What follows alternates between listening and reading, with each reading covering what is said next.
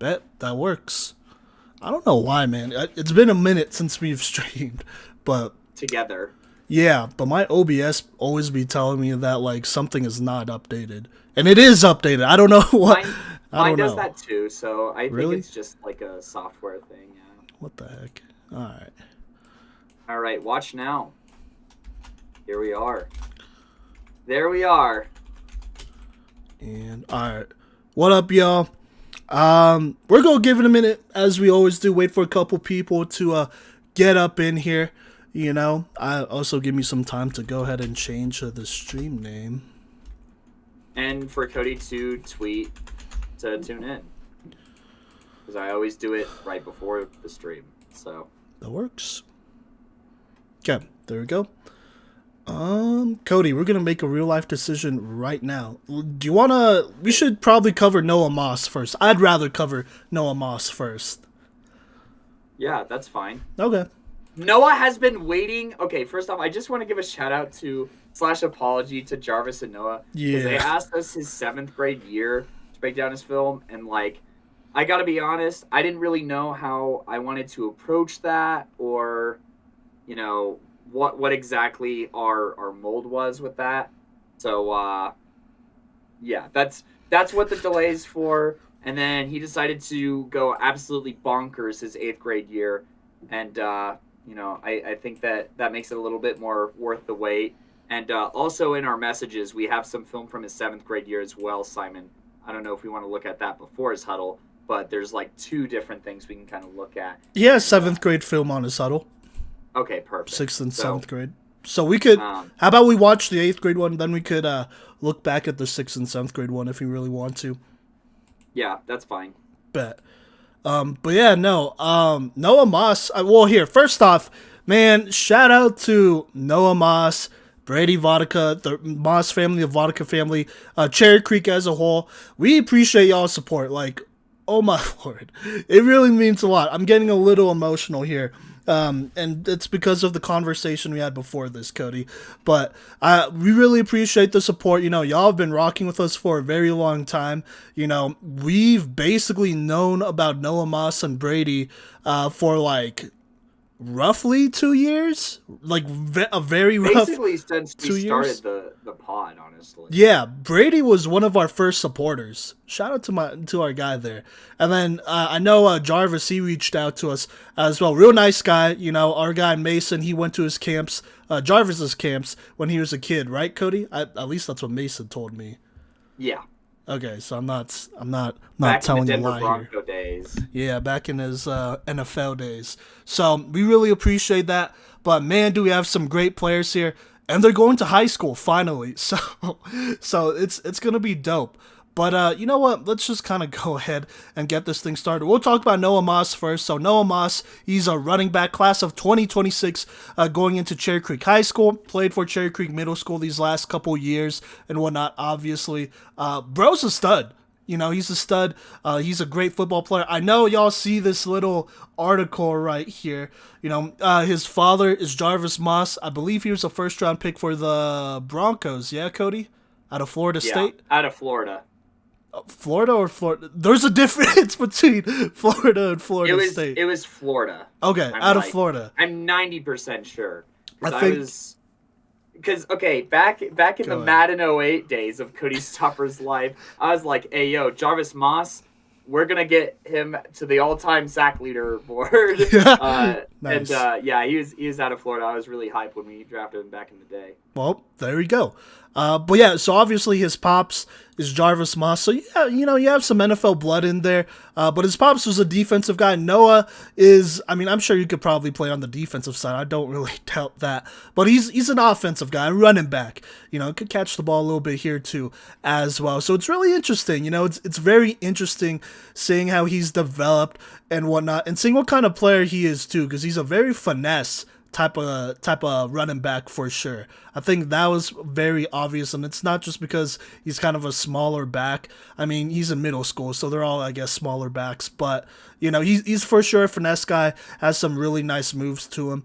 And yeah, and he'll be a freshman over at Cherry Creek High School next year. And so on this film breakdown, we're going to talk about some things that we really like about his games, about his game, and then some things that we kind of want to see him work on, slash some things that we are probably looking for if he is to get snaps on the next level. Now, it's Cherry Creek High School. Not anybody could start. We're just throwing that out there. I'm sure you know that as the listeners, as the viewers. But Cherry Creek, they're a huge powerhouse here in the state of Colorado. And so it's going to be competitive right away. I've heard some rumors as well about some running backs potentially looking to transfer in. So we'll see how that works out. But, even then, Noah will still be a freshman next year with a lot of potential, man. He's a heck of an athlete out here for sure. So yeah, Kodey, do you have anything else you want to say here about Noah Moss before we look at his film and just talk about some things he could do better here and things he's great at, obviously?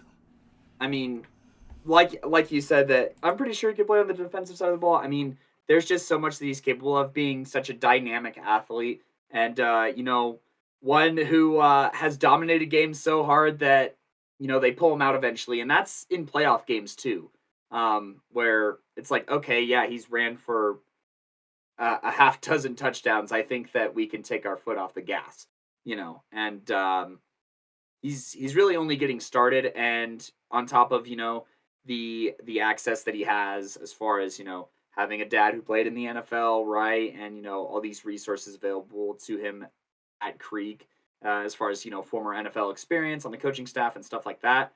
And, just the running backs they've been able to turn out these last few years that are very balanced backs, who can catch and run really, really well.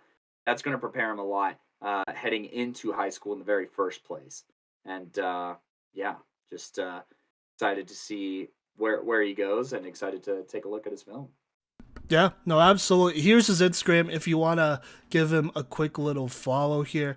I tried looking up his height and weight, and he had a height and weight listed on his highlights, but it was like, it definitely didn't feel updated because I feel like I stood next to him, and he was not that short because it was like 5'3", 5'4", and that's definitely not right. He's a little bit bigger. You see him compared to Brady here.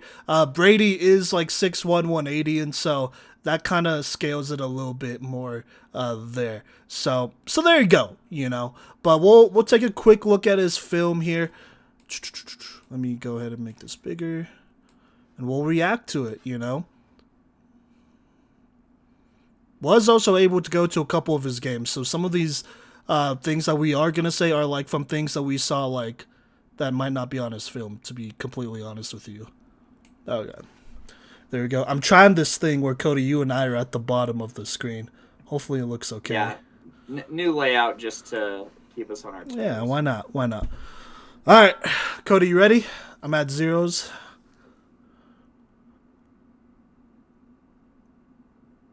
5'9", 157 as of yesterday. Hey, is that Noah himself? There we go. Welcome to the stream. There we go.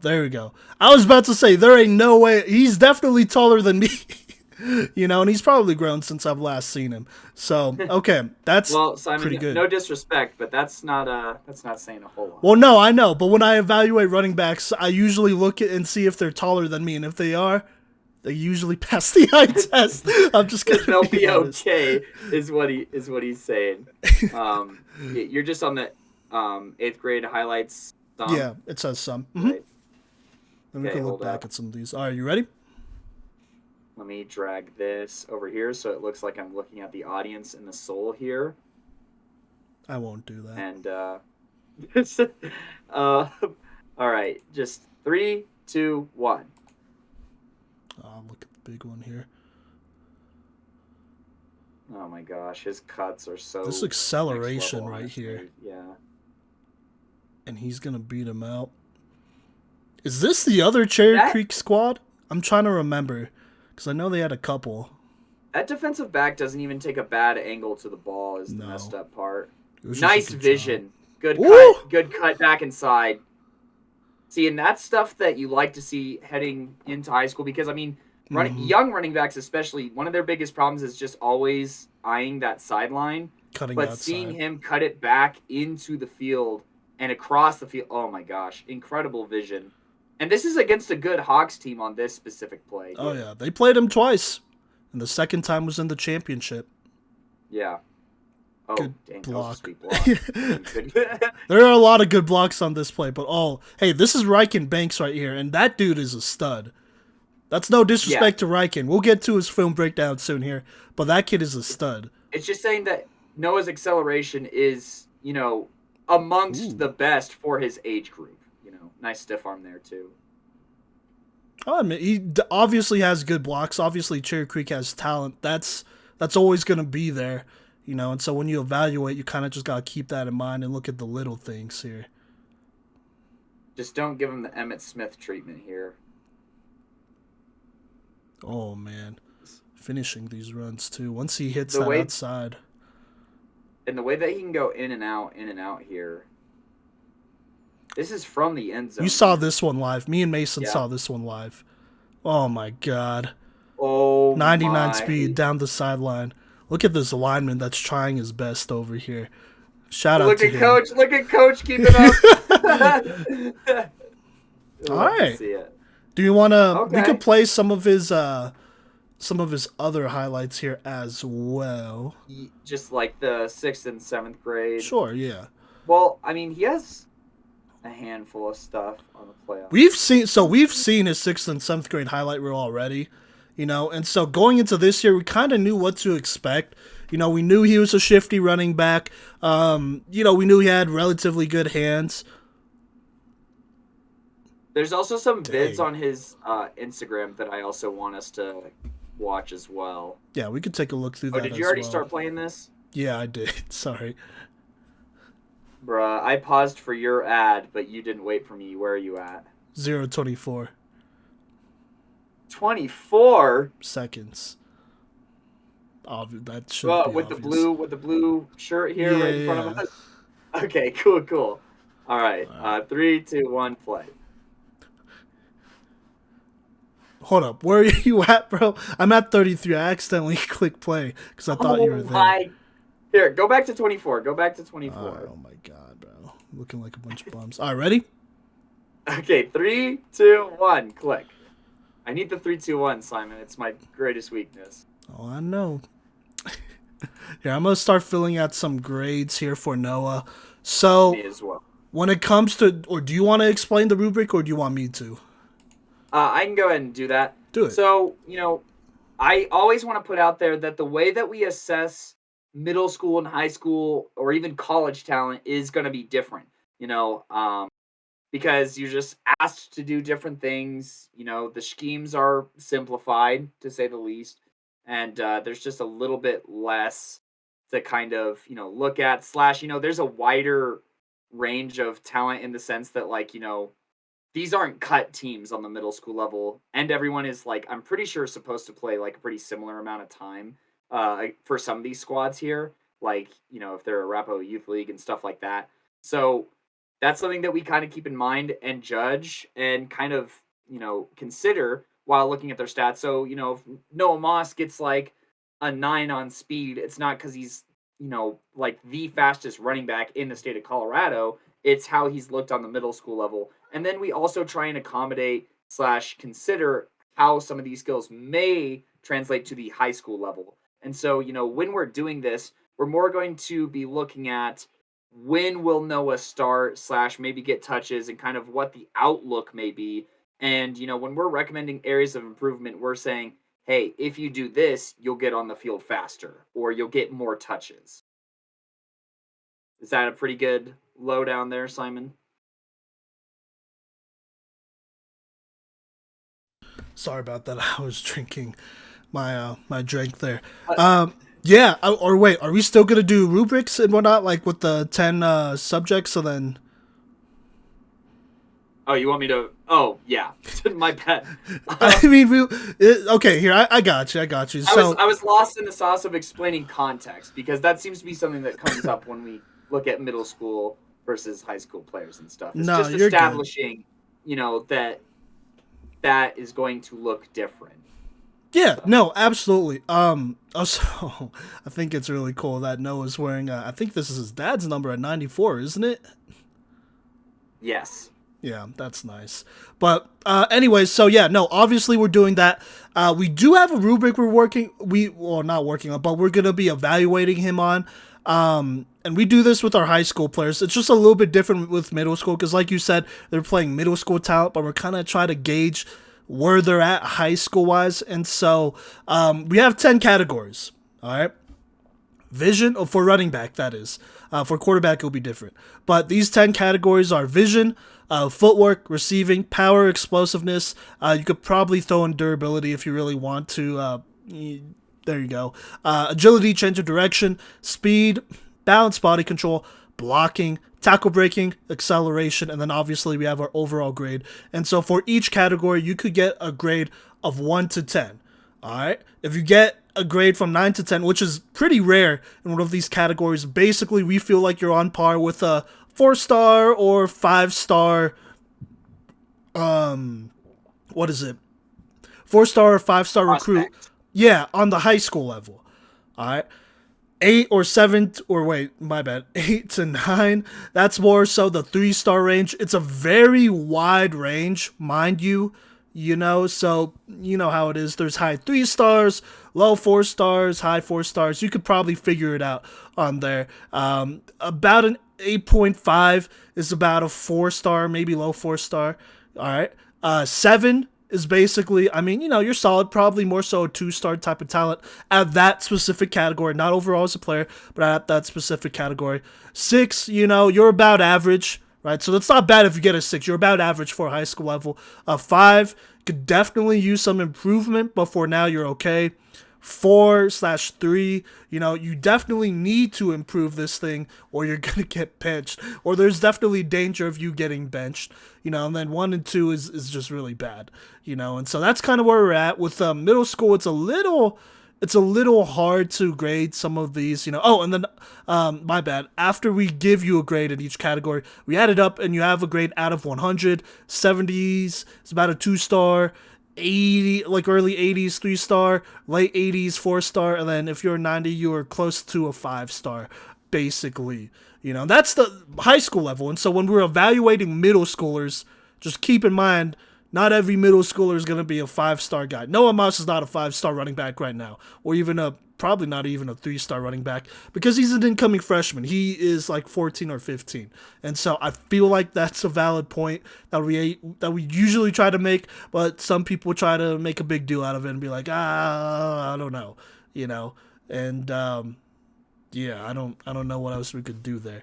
So there you go. But like I said, he is a middle schooler, and so a lot of the things that we're probably going to talk about are things he's either working on right now, or he has a whole summer to work on it, or honestly, right now, it's probably not even like the biggest issue. He's trying to focus on some other things, and then he'll get to it when he gets to it, because he obviously has 4 years of high school, to get there. And so, I would say almost take this rubric evaluation as a grain of salt, right, Kodey? Or with a grain of salt. Yeah, be more focused on, the way that we word, what are your areas of improvement? What are, the strengths that you have as a player that you can continue to build on? I think that that's more important. And, the original way that we used to evaluate, right, Simon? And so it's more it's less, number specific, but it is, and more broad, that's for sure. But helpful, arguably more helpful for a middle school football player to just hear things to focus on and what to look out for. Simon, do you want to watch this Parker Hawks AYL 2-minute? What was uploaded 2 minutes ago? It's a minute long. As we iron out some things and then maybe watch through the 8th grade highlights one more time. Yep, that works. I basically have all my grades right now, Kodey. I am going to have to watch through a little bit more and maybe take it a little easy. All right, you ready? Are you loaded in? Might be. Yeah, ready at zeros? Yep. 3, 2, 1. 0. All right, so we're on the goal line here, so this could be a good chance to display some strength and tackle breaking potentially. Yep, does enough to power it in. A lot of running backs should be able to make that play, but that's something where it's like, his grade won't fall below a 5 maybe in the tackle breaking aspect because he showed the capability to do it and is like, that's the bare minimum for me, is in that 4 or 5 means, bare minimum they can achieve this. This His is nice agility vision and right here. yeah, his agility and hips allow his vision to work. You know what I mean? Mhm. Because sometimes these things are disconjointed, but when you're able to combine them, it makes for a truly potent running back. This Oh, him is on this defense? him on defense? Jinx. Oh, a little bit of catching ability there. I don't know what that quarterback was doing with that ball. I'm not here to judge. I'm not here to grade that other quarterback. Okay, and then I'm gonna need to jump back to the 8th grade highlights here. Okay. Simone. As I just kind of iron things out here. Are you ready? Oh, yeah. Ready, 3, 2, 1. Gonna also throw this out while we're watching this and while Kodey is finishing up his grades. If we don't see something like just in your gameplay, because look, there are systems, especially with running backs. You see this the most with running backs. There are just some things that they're just not asked to do. Like some running backs are not asked to block like that. Enough for us to make a proper evaluation. Or some running backs aren't really asked to pass like that. Especially on the middle school level. I mean, obviously, some of these schemes are a little bit more simplified. They are running a version of Cherry Creek's offense, I assume. But it's probably not, play for play and read for read what they for sure run here. And so I'm sure there are different things here. And even then their scheme is different. And so if we don't see something, I'm just going to throw this out there. My default grade is a 5. It doesn't make you a bad player. It just means I didn't see it, and for me, I usually like to see these things like in game too. Just watching you practice and block somebody, and I hate that I have to say this, but watching you practice without pads and do something, I'm not going to give you a grade on that. There's some guys that are all like, my come out and grade see is me. 4. Wait, what? So I said my default grade when I don't see something is like a 4. So yeah, so me and Kodey are a little bit off there, but that's okay. It's still the same level, basically. Yeah. So it's equal. Yeah. It's equitable for the way we evaluate. And then, for blocking, we try and kind of base it off of like frame and maybe some lifting numbers as well. So if there's not a lot of blocking film, but this one running back is like 6'2", 220 pounds, they're going to have a higher grade than a running back who's 5'9", 160, right? So yeah, just because it's like, well, who would I rather throw in front of an oncoming edge rusher? Something that's built like a brick house or something that's a little bit on the skinnier side? Oh, yeah. I mean, obviously, you're not going to ask Noah Moss. Like, if he was starting for a team outside of Cherry Creek, you're not going to ask him, hey, make sure you go block that Blake Purchase guy, Yeah, go get in front of Marcus Howard. Yeah. That's not what he's there for. Yeah, and that's fine. Like, it's fine if you're not used that way, On the college level, I'm sure they'll ask you to do that. And I'm sure on the high school level, they'll see, like, let's see what we have here, But if there's a more efficient option, then we'll go with that. But it's not a bad thing to get a default grade. Because I feel like some people might see it that way, but it's not. It's okay. All right, Kodey, where are you at? I have my grades here. Okay. Let me play some of these highlights while we talk. Okay. Absolutely. I'm going to side-by-side it by yours. We're pretty close. I graded him a little high on a couple of things, but... This is interesting. All right, well, let's talk about it. We'll show... a little bit of a discrepancy in some areas, but that's all right. We'll show our final rubric at the end when we talk about the overall grade here. But Vision, Kodey and I, we're both pretty high on this. Kodey gave him a 9. I gave him an 8.7.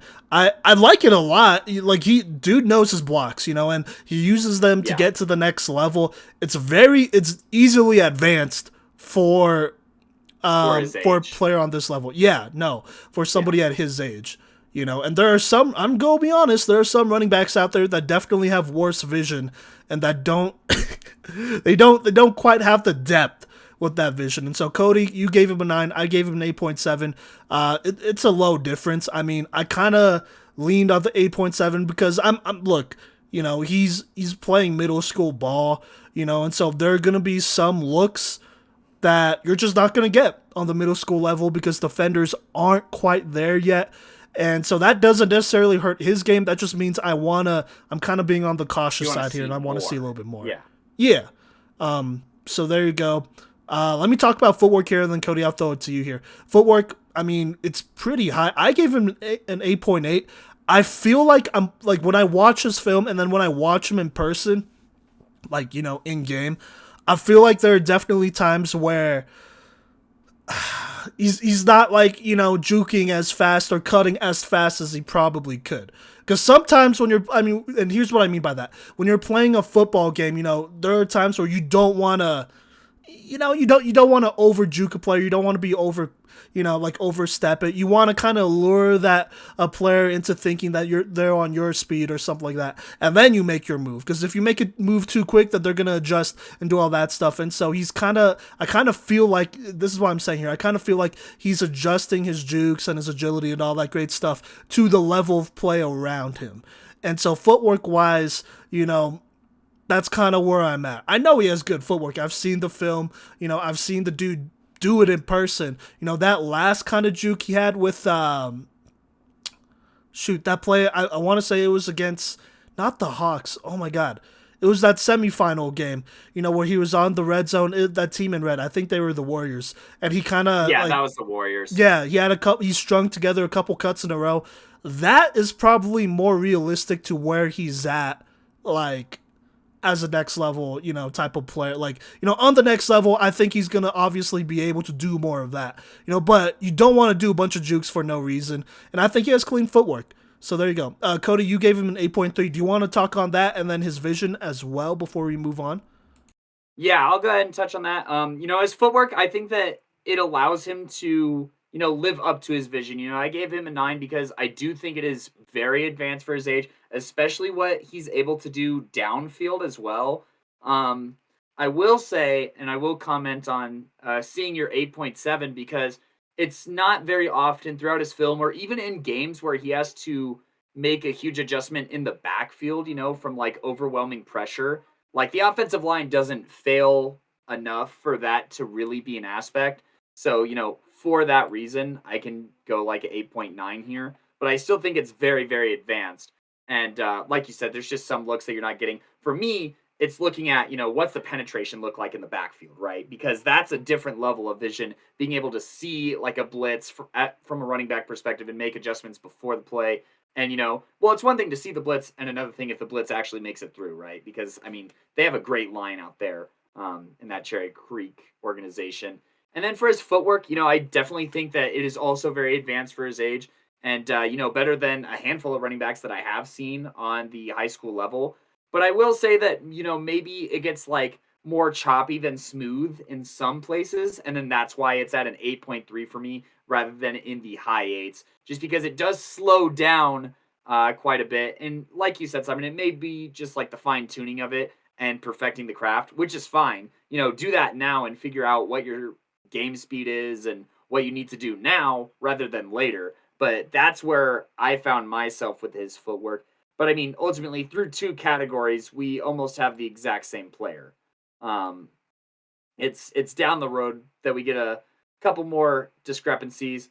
But the next category we have, which is the category that once you become a senior is probably the most important one, distinguishing you from other running backs, because that's just what it came down to, is the receiving category. Now, if we do, Simon, would you mind pulling up his Instagram for me? And it's his fourth post here where he's running some routes, and I wouldn't mind just letting the, you know, uh, I almost said listeners. Well, listeners, when you're listening to this, and then go ahead and follow him on Instagram and take a look at it. But our viewers here, right now on Twitch, there's a couple of routes that he gets to kind of run like this, like reverse whip here, and work on route running a little bit. So I can tell that he's focused on it. Well, that's from 2021 in March, but it's something that he does know is necessary to be a running back, right? And that's a good thing to focus on, at a young age here. But just from like a volume standpoint, I don't think that it's anything substantial from like his middle school play. I think he can catch, obviously, And, he also in his 6th and 7th grade film, as it was pretty evident, returns as well, which, you can kind of use that a little bit here in this logic. So Simon and I, we both saw pretty eye to eye on this one. Simon has him rated out of 5. I have him rated out of 5.1. So more or less, we're thinking the exact same thing here, just in terms of, he's capable of receiving, but, it's not like I would put him in the slot against, like an Evan Harrell tomorrow, right? So that's why he's not at a very high score here. Whereas, I think on the high school level, he could see holes and he could make cuts to get to said holes, vision and footwork wise. However, receiving wise, I'm not going to put him in crazy positions or, even positions that maybe James Walker was in by the time he was a senior. Right now, that is. Right now. I think that's important to clarify. James Walker, even back in his day, just didn't. I feel like he didn't get a whole ton of passing attempts. Like not like he'll get some screens and some swings, like pretty easy stuff. Maybe like go out and run a easy route here, but like he wasn't exactly asked to like, hey, go play receiver. I think for Noah Moss here, his grade's out of 5. Like I said, basically it's a default grade for me. I know he could probably get out there and play receiver. I think for him, if he wants to get on the field earlier, it wouldn't be a bad thing working on those receiving skills, man, and, just being deadly in the slot. Nobody should be able to guard you in the slot. With your footwork, agility, speed, that's just facts, Hands, that's on you, you could work on that, get stronger, but agility, footwork-wise, nobody should really be able to guard you in the slot, if I'm being real here, and if they can, then, just keep working at it. Because they shouldn't. You're too much of an athlete for that. And so, look, like I said, it's Cherry Creek. It's going to be competitive. You're going to have a bunch of guys that are in front of you. You're going to have guys that are probably going to be transferring in these next 4 years. You got to continuously do things to get on the field. Because with Noah here, honestly, when he gets the ball in his hands, he can make a lot happen. But to do that, you got to get those opportunities. That means, if it means playing a little bit of receiver, fine, that works. You're still going to cook. You're still going to get looks. It's not a bad thing. I'm just saying, like, don't limit yourself to, like, that running back mold of, like, oh, they're just going to ask me to run and maybe block sometimes. Like, nah, like, forget blocking. If you're a good enough receiver, then you don't need to block. Okay, no, wait, not that you don't need to block, but you don't need to block as much. It's not like a priority. So that's kind of just where they don't want to waste your, talent elsewhere scoring points to block. Yeah, like there's no reason. Like if you could go run a route, then go run a route and catch those dump off when the blitzer's in the quarterback's face, whoever it may be. And so I if I'm Noah Moss, and I'm sure he probably has been, I've seen some things, heard some things, I would definitely work on receiving here. If you could be a good receiver, like a solid enough receiver, then that's gonna pay off in the long run when you're the guy at running back and you could do both, especially when you play some teams that, like, they're locking up receivers on the outside and, it's up to you to go ahead and make plays. I know this isn't like, Colorado football, but in the women's national championship, that was kind of the big thing there. The running back there was a big deal for the winning team because she was able to just scorch defenses when they tried to guard her, period, as a receiver. So that's all I'm saying. You never know when you're going to need these skills, and you'd rather have them than not. But there you go. I think that's a fair grade. Let's talk power and explosiveness. Kodey, you gave him a 6.6. I was a little bit tougher at a 3. Like I said, I'm thinking more so along the sidelines, along the lines of of high school, right? Yeah, like he's an 8th grader competing with high schoolers, Look, he's not going to shake up. Yeah, I don't think he's going to, shake off a hit or like truck and Angelo Petridis, like that, which is the starting middle linebacker for Cherry Creek. That's just my opinion. Like straight up, no jukes. Like I don't think he's gonna be able to run over a guy like that. And if he was, then he'd probably be at an 8 or 9. And even then, that's rare for a middle schooler at this age to do that, anyways. And so he's more of a finesse back. I think a lot of the tackle breaking he does comes from him just having some pretty solid balance and body control at times, and so that's kind of where I'm at. He does have a little bit of a stiff arm too, though. I'm gonna throw that out there, but as of right now, as an 8th grader, you could get bigger, and that's not crazy. I mean, what he said, he's 157 pounds. Yeah, probably 160, 165 come fall. Hopefully, that's not crazy. I mean, there's not many. I don't think I've ever graded a running back that was under 160 pounds with power or strength above a 4 or 5, and even then, that's a little freakish. But what about you, Kodey? The thing I was kind of looking or focused a little bit more on here is his explosiveness. I think that his step is strong enough to, maybe fall forward here a couple of times, and you could kind of see that a little bit, just like when he hits that extra gear, it's not like, it's not a gradual, it's a one step boom kind of thing. And so, that's what kind of popped me off is in that more explosive kind of sense. And, I'll touch on like where that more so falls later in acceleration for sure. But that was my big appeal. But I totally get where you're coming from that, yeah, once you go against, I mean, just even talking off the Creek roster and looking at some other linebackers at the 5A level that, you could potentially run into problems at this size frame and strength. I mean, basically all the tackles that he sheds, or a lot of the tackles he sheds here, are, like you said, stiff arms, jukes and stuff. And then, if he is able to shake someone off, I think it does come from more explosiveness and just that really strong step that he has to kick into gear. Whereas I do think that his power does need a little bit of improvement. So, I mean, if you're a finesse back, honestly, it doesn't. I mean, it's not a bad thing to still get, big. Look, you don't want to get stuffed at the goal line in 1-on-1 against a DB. You should always at least beat a DB. If you could beat out a linebacker, I mean, most of the time you probably should be able to shake a linebacker if your game is finesse, right? So that's just kind of where I'm at. I'm not concerned about it. I mean, give him a couple off seasons, and then I think I would probably take I would probably more seriously grade this, because I just right now, well, we'll see. He's a middle schooler, right? So that's kind of just where I'm at with that. But I see where you're coming from. Do you want to talk agility, speed, body control, Kodey?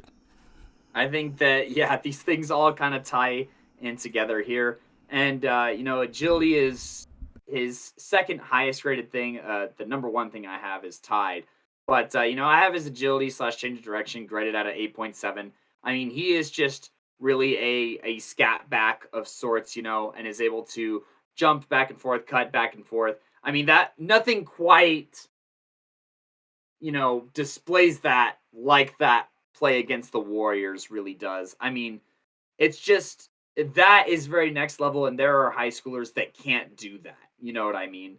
And that comes from a lot of training and hard work, and he's just a great athlete, and that translates into being able to just move super well. And I mean, I always talk about this too in my breakdowns, where if somebody does struggle with change of direction or something like that, to start from the base and go up with footwork, and in turn, with great footwork typically comes good agility and change of direction. And that's no different here. It's just that, once you join those jump cuts and those, big jukes as well as quick cuts where he's able to kind of go right, left, right, that's where I put in a pretty high score here at an 8.7.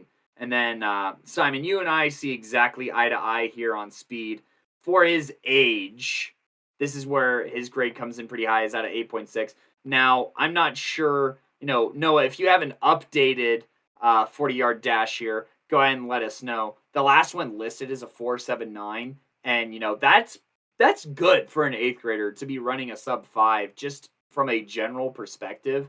And I think that's why it climbs here on the high end of 3 and sniffing that 4-star kind of look, to already be running, at least, I mean, all of that information seems to be from probably a 7th grade year. So assuming he shaved a couple, tenths of a second off or hundredths of a second off from his 40-yard dash time, and he's able to convert that into game is very important. And oh man, this Warriors play gets me every time.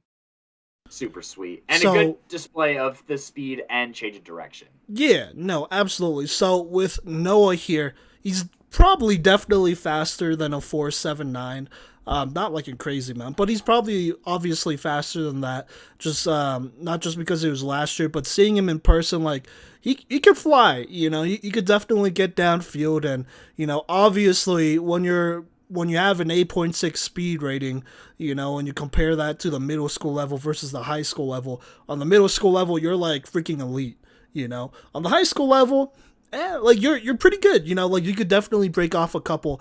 He's gonna continue to get faster and continue to get more explosive, and work on that acceleration as well. Plus grow, and that will help his stride length as well. So I'm not like worried about this at all. I think even if he was to go to the next, I wouldn't say that right now. But I think speed-wise, like comparing it to players who are going to the next level, it is solid. It is more than solid for a middle schooler.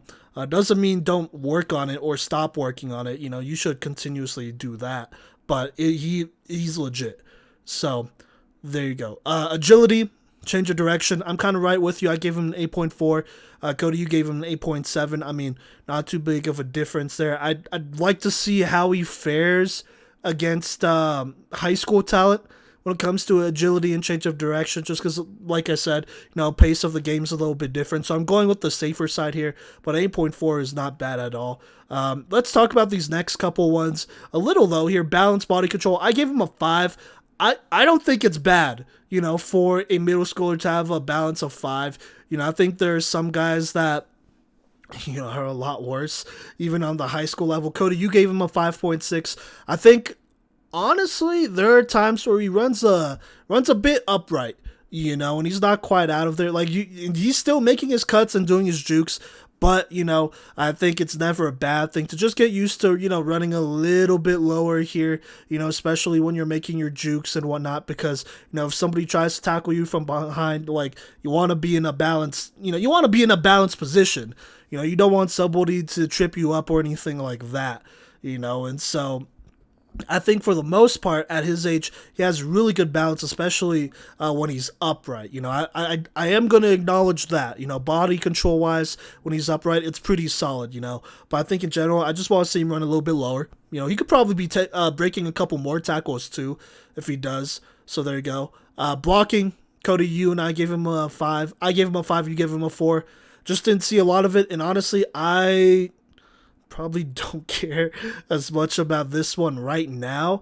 You should still, like, if a cornerback is blitzing, no, you should probably be able to go ahead and beat that corner, put him in the ground if you can, or just stop him from, or do your job and just stop him from blitzing. Maybe not do all that, but you should be able to beat DBs if they're blitzing, maybe even some lighter linebackers around the state, but it's better just to know how to do it. Like, hey, remember, get leverage, make sure you're in a good position, whatnot to block. And then also, know when you have to take a business decision and do your thing there as well, So there you go.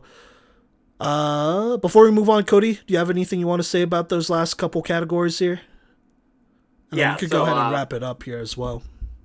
Sounds good. And if you want to hop over to his Instagram, there's also this most recent post on August 18, 2021 has, like a footwork drill, as well as, some in-gym stuff and wall sits and stuff. So that probably wouldn't be a bad thing to show what maybe an off-season into Noah Moss kind of looks like and stuff. But balance body control, I gave it a 5.6. Same ballpark as Simon. I think that at some point you have to have really good balance or body control to be able to pull off some of these agile and change of direction things. So that's where the high end of it comes from. But then, from the power perspective, balance and body control is kind of where this meets, obviously, because, part of breaking tackles is lowering your shoulder and being able to still stand upright or shedding like a bunch of tackles. Guys who score really high in balance and body control, like in the eights, probably have a couple of plays where they shed 4 different tackles on a few different plays. So, that's something that is like keeping him from that 5.6, or keeping him from like that 7 and 8 kind of range. But the agility is what scores it high here on the 5.6 side. And why I gave it more than a 5 is because I think that his agility compensates high enough to give it a 5.6. Blocking, like I said, my baseline is like a 4 here. He is a little bit on the lighter side, so Simon, you and I talked about this. We wouldn't put him out there against, a Blake Purchase or Marcus Howard tomorrow, and that's why this kind of falls at the default line. And then for tackle breaking, this is the last kind of thing that Simon and I have a big-ish gap on. I graded it out of 5 just because, I feel like a higher tackle breaking is something where like he steamrolls somebody like complete and utter dominance. And it's not that I don't think that he's capable of it. I think that he's capable of like, obviously pushing off defenders. The stiff arm helps out with the tackle breaking for sure. And he's capable of doing it, but nothing super spectacular. And just kind of the way that I grade too is like, like the 5s and the 4s is where I put like, yeah, I expect my starter to be able to do this on the high school level.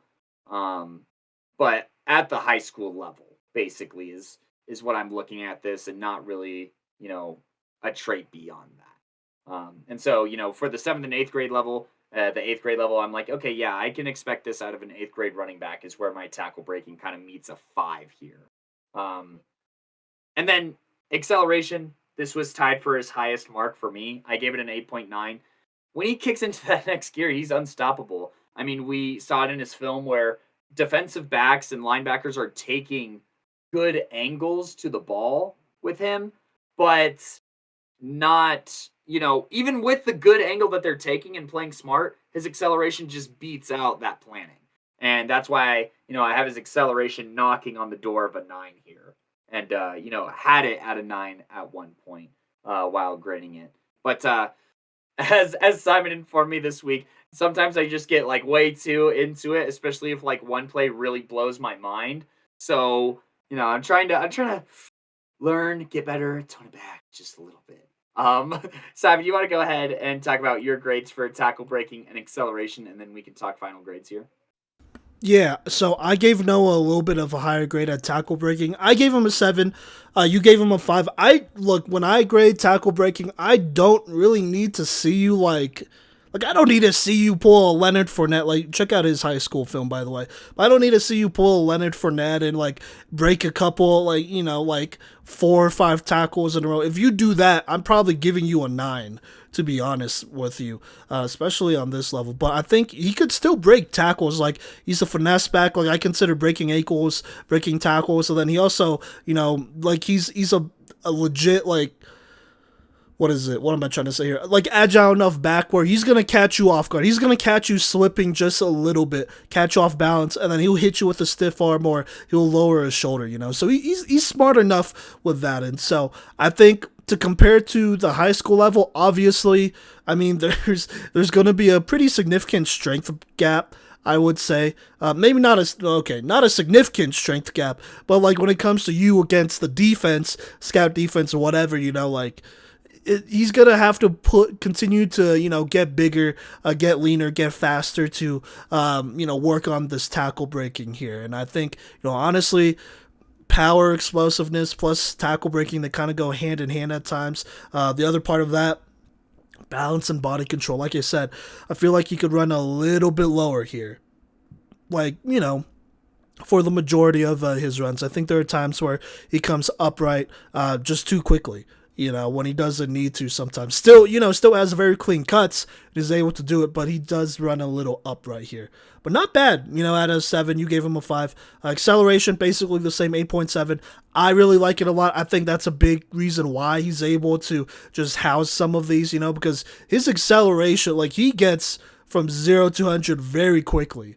And that part of that is explosiveness, obviously, and then some of this training that he has been doing, over the years. It's a very smooth acceleration too, as he gets older. Obviously, a lot of these things here, especially at running back, a lot of these things here are athletic based, and so it's gonna naturally go up. Obviously, assuming he continues to work and work out. But my final grade is a 68.2. Kodey wasn't far off. You gave him a 69.8. I think this is pretty solid for an incoming 8th grader. Obviously we are going off of some film that we saw from last season, and so there's probably realistically Noah here is probably closer to a 70, or he will be closer to a 70, low 70 here as far as our ratings go, as a freshman, And that's not bad at all. I think for probably a good majority, I'd say at least over 50% of Colorado high school football teams, he'd probably get snaps as a freshman, if not be a starter, right, Kodey? Yeah, I could see him getting snaps at a handful of schools just off of, pure, athleticism and understanding of the game, because I feel like some kind of issue or a common issue for freshmen is just as someone who's coached offense on the freshman level in high school, there are some thick skulls, sometimes, and trying to explain concepts to some of these freshmen, a lot of it is them learning something for the first time or actually learning something, that's not super oversimplified. And I don't think that you have to do that with Noah, with, a former NFL athlete in the house. Obviously, that helps out with understanding the game a little bit here. But, in general, I think that he shows a really good understanding for the flow of the game. He understands holes. He understands concepts, at least in the running game. And so, when you have a running back who's already smart enough to potentially run in, varsity-esque run schemes, then, that's a really good start. Because, like I said, you could be the best athlete on the planet as a freshman, but if you don't know how to read a playbook or know what a route tree is, or know what a 1 or 2 is in the gaps, or what power means, you don't do me a whole lot of good until you understand those concepts. And I think that Noah shows a good understanding. They ran a variety of different plays in that playbook. A lot of tosses, don't get me wrong, but there's power plays, there's off tackle plays, there's zone running schemes all throughout that film, and throughout the Creek offense. And that's one of the reasons why Creek is so successful, is because they run more advanced schemes on their middle school level than maybe some other programs. And that's going to be an advantage of a lot of Creek players. But Noah especially, not only does he understand them and execute them, but, he does it with on a good or great even level. So, there's obviously things to work on. He's in 8th grade. But I'm really high on Noah Moss and the future that awaits him. Oh, yeah. I like how you brought up football IQ, man. Let me praise that a little bit more, actually. Let me praise his football IQ and just his general understanding of the game, because I'm not, worried about his understanding of the game on the next level. And you know me, when it comes to young players, literally all the time, I'm you need to know the playbook, bruh. Or you need to, understand opposing schemes so that your vision isn't, let me just juke out one guy, and then we'll see what happens if somebody comes up nah, bruh. He knows what he's doing, it's calculated, and I think a lot of that, I am going to give, some credit to, obviously his pops, the Cherry Creek coaching staff as well, which is one of the best in the entire state, probably the best in the entire state. That's not even that crazy to say, and then his own work ethic, obviously he's worked, looking at some of his plays from last year and then seeing him play live. I'm dang, dude, bro knows what he's doing. Now there are a couple gaps that he misses here and there, but that's, I mean, every middle schooler is gonna do that. Every football player is gonna do that, but every middle schooler is gonna do that. For the most part, bro's an efficient runner. He's a very efficient runner. It helps, obviously, that athletically he is there as well, but he's only going to get better athletically. And so, honestly, going into high school, going into that next level, that's kind of where you want to be, man. Like, it's probably better, in my opinion, to be there IQ wise, to, like, not be an idiot out there at like playing football, rather than being a natural athlete. I'd rather have a guy who's smarter than a guy who's a natural athlete but doesn't know what he's doing. No one knows what he's doing.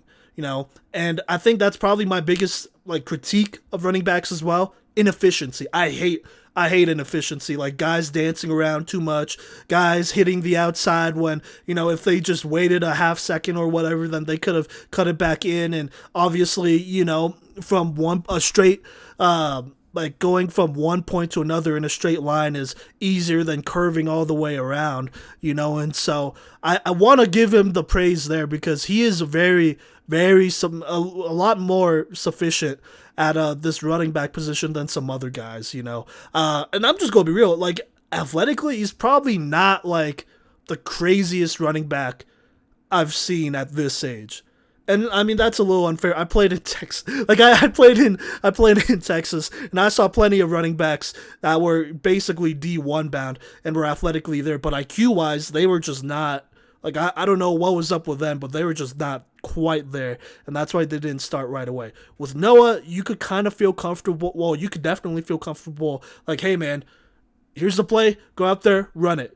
He's not going to kill you with just not knowing what to do. He's going to be efficient. He's going to get his yards. He's going to do his job. And I think that's something you obviously like, and moving forward, his athleticism is going to catch up. And so, I'm real excited to see him play. Do you want to talk about outlook here real quick, Kodey? We have a couple minutes for it. Yeah, sure thing. Yeah, so I mean, let's keep it 100. You and I have both heard a number of rumors surrounding Cherry Creek and potential running backs coming in. Well, maybe not you, but I've I've talked to a couple sources about it. I'm not breaking any news here, is what I'm saying, but I've talked to a couple of sources about it just to see if there's any, if there's any substance behind it. And there is, I mean, first off, it's Cherry Creek anyways, so, people are going to want to play for the best team in the state, arguably one of the best in the country. That's just facts. And so, outlook-wise, I think Noah Moss has a very big advantage knowing some of these playbooks, knowing what his coaches want, and all that stuff. Use that, like, not like relationship-wise, but like IQ-wise, like information-wise, like use that, to your advantage, obviously. And he's going to get competition coming in throughout high school, That's why you stay sharp. That's why you stay ready, both mentally and physically. And so I'm just going to be real. I don't know when he's going to play. For all I know, maybe, he gets up in there on varsity. I want to say they already have 2 or 3 backs that, are there that won them state, but like I said, I just don't know what's going to happen. I know he's a great player. I know eventually he's going to get snaps and he's going to get in there, but I think for him, this is just a very hard situation to predict. Probably one of the hardest ones that we have when it comes to talking about these class of 2026 players, which we're starting to do here, and some of this is not even because he's not a good enough player. He's a good enough player, but you got to keep in mind there are other very good players in the state as well, that also happen to be 2 or 3 years older. So, yeah, that's just where I'm at. Kodey, what do you think about Noah Moss here? I mean, I think ideally he gets at least 2 years starting, or at least 2 years of snaps, right? Probably a little bit more. Yeah, I can easily see that. I mean, look, waiting at Creek for your turn is not a big deal. And you could look at Arden Walker to Blake Purchase transition, right? And just be like, when I get my chance, my coaches and the situation I'm in and this program are going to put me in a position to play really, really well. Okay?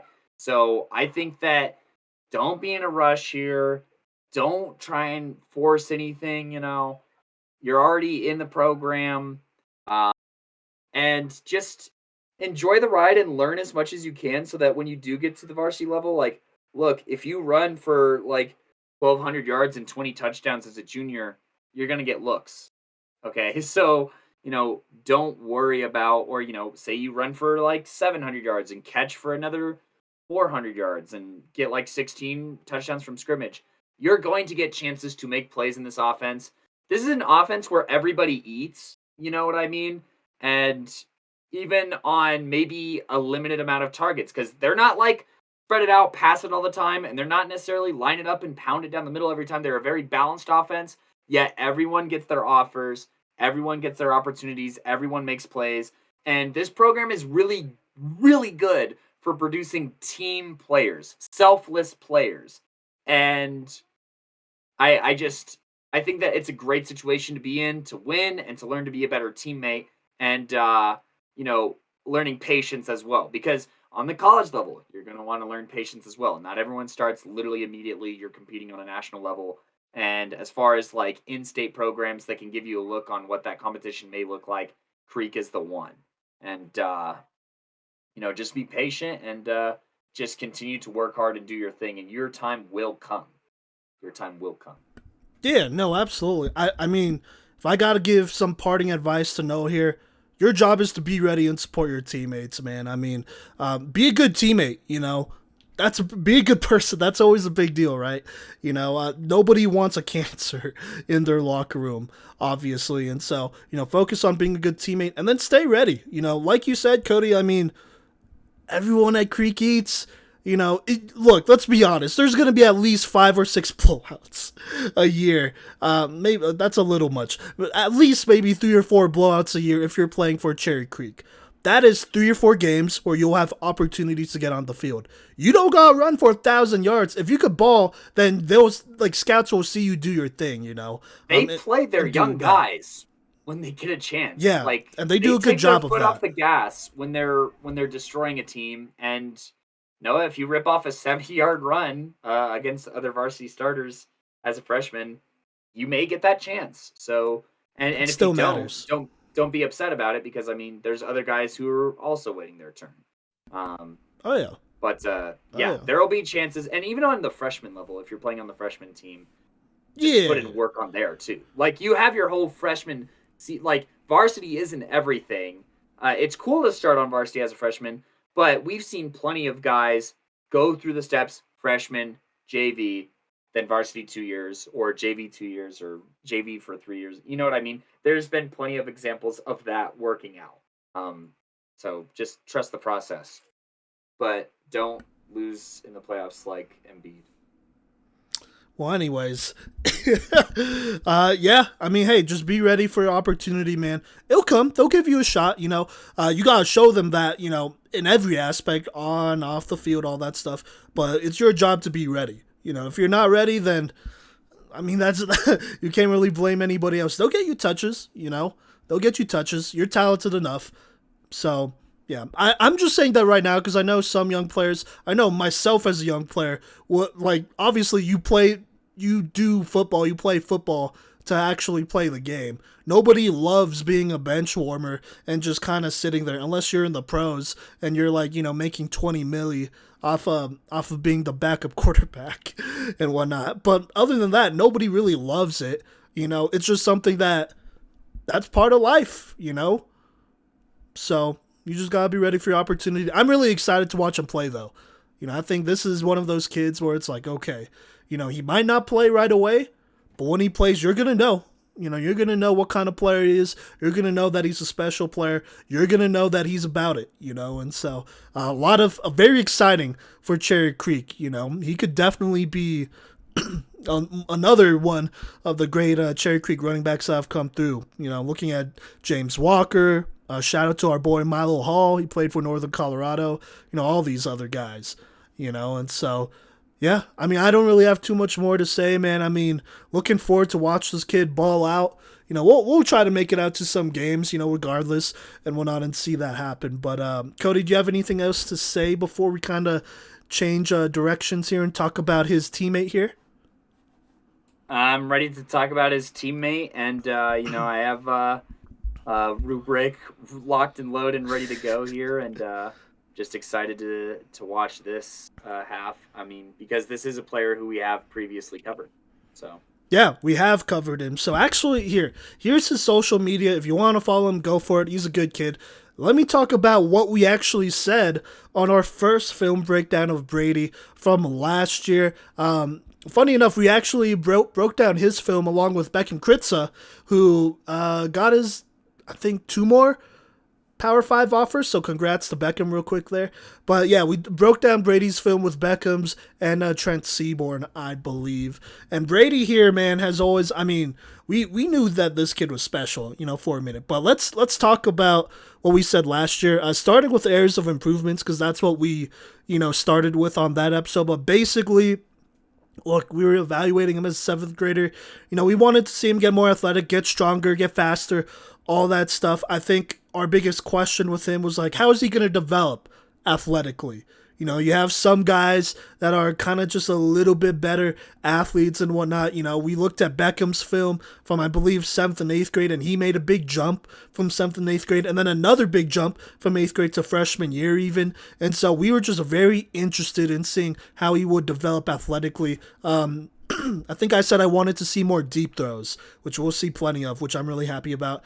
Then I think I said I want to see him continue to keep his eyes downfield before throwing a strike, continue to work that pocket. I said I liked his footwork. You liked his footwork as well, Kodey. He manipulated that pocket relatively well, but there are definitely times where he bailed out just early, and he should have probably stuck it out just a little bit more. So there you go. And then on top of that, we just said stay disciplined and play your part. That's something actually you said, Kodey, because you talked about Cherry Creek. You talked about the system they have. It's not really a system for gunslingers, You just gotta play your part, right? You gotta play quarterback. You gotta be efficient. You can't be taking all these crazy and risky shots, You gotta trust your playmakers to do their thing, and the rest will work out, Even be a game manager of sorts, That wouldn't even be a bad thing. I think game manager gets a little bit looked down on sometimes, but, there's some guys that can't manage a game because they just play too wild. So... there you go. But those are areas of improvements. Obviously, he's a young athlete, so we kind of expected him to develop that going into this year regardless. We just wanted to see how much he would develop. Strengths, though, Kodey, you said you liked his velocity on his passes. You said this was probably his biggest strength, one of the key things that you really like. He spins it very well, and so you like that a lot. I said I liked how accurate he is as a quarterback on this level. There are some routes he throws where he just puts it on the money, and it's a very good ball. It's right placement, all that stuff, so we like that. We said, we both agreed that he's solid at making reads. He's not a one-read quarterback. He could go through a couple reads here. Then we also said he's a very, low-key good, improviser / scrambling quarterback. Kodey, you said he was more of a finesse guy when comparing him to Beckham Kritza, because Beckham is just not like that. He's just not Beckham always be trying guy. to run people over in middle school. Yeah, Beckham would throw his shoulder into a dude on the goal line, and it would give me a heart attack every time. So there you go. Brady here is he has a little bit of a wiggle to him, and he also has a very, at the time we watched him, we were watching his film, and we were like, man, he has really long strides, very smooth and long strides for a kid his age. I think you mentioned him. It looked like he was jogging to the end zone, but he was taking up chunks at a time on a 40 or 50-yard rushing touchdown. So there you go. A sneaky good athlete, and then sneaky good. That's that's a stereotype. I was like, hey, Julian Edelman moments. That's what we wrote down here. So there you go. Change the narrative. He's an athlete. No, he's an athlete. He's a hell of an athlete. No doubt about it. And then last thing we put down here is that for his age, he definitely throws a nice variety of routes. There are a lot of routes and throws that we were able to look at and really evaluate his accuracy and all that stuff. And we like that. Part of it is because it's Cherry Creek. They opened up the system for him. But, I mean, it was just very nice to see that. And for somebody at his age being able to run that kind of offense, which, is basically a precursor to high school, that's a very good sign. So yeah. Kodey, do you have any reactions to that? I mean, obviously, outside of the ones that I immediately reacted to, I remember talking about this, and from watching him in person, a lot of these things remain true and or are improved. And Simon, you mind if I go and run down these categories before we jump into this film here? Yeah, go for it. I mean, if you're familiar, then sorry, just stick with the repeat. But we do 10 categories here once again out of 10 for a total score of out of 100, and we go off of arm power, which is can they push it down the field / what kind of windows can they squeeze it into at that velocity. Arm accuracy, obviously ball placement is what we're looking for here. Short, medium, and deep is considered here. Timing on throws, this is something that can kind of go back and forth, but, are they throwing it when the wide receiver makes that cut to the inside? Are they throwing it, at the right time before they turn around so that when the receiver turns around, it's a catch?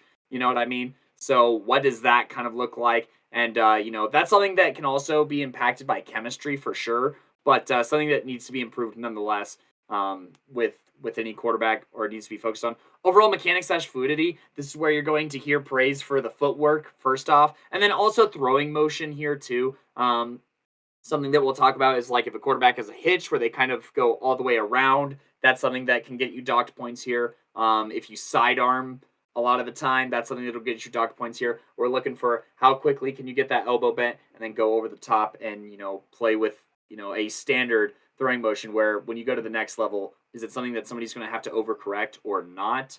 And then, decision-making skills. This is a combination of, TD to INT, kind of looking at things like that. Are there more open guys on the field? How much of a risk are they taking when they are doing certain completions? And then what kind of concepts are they looking at?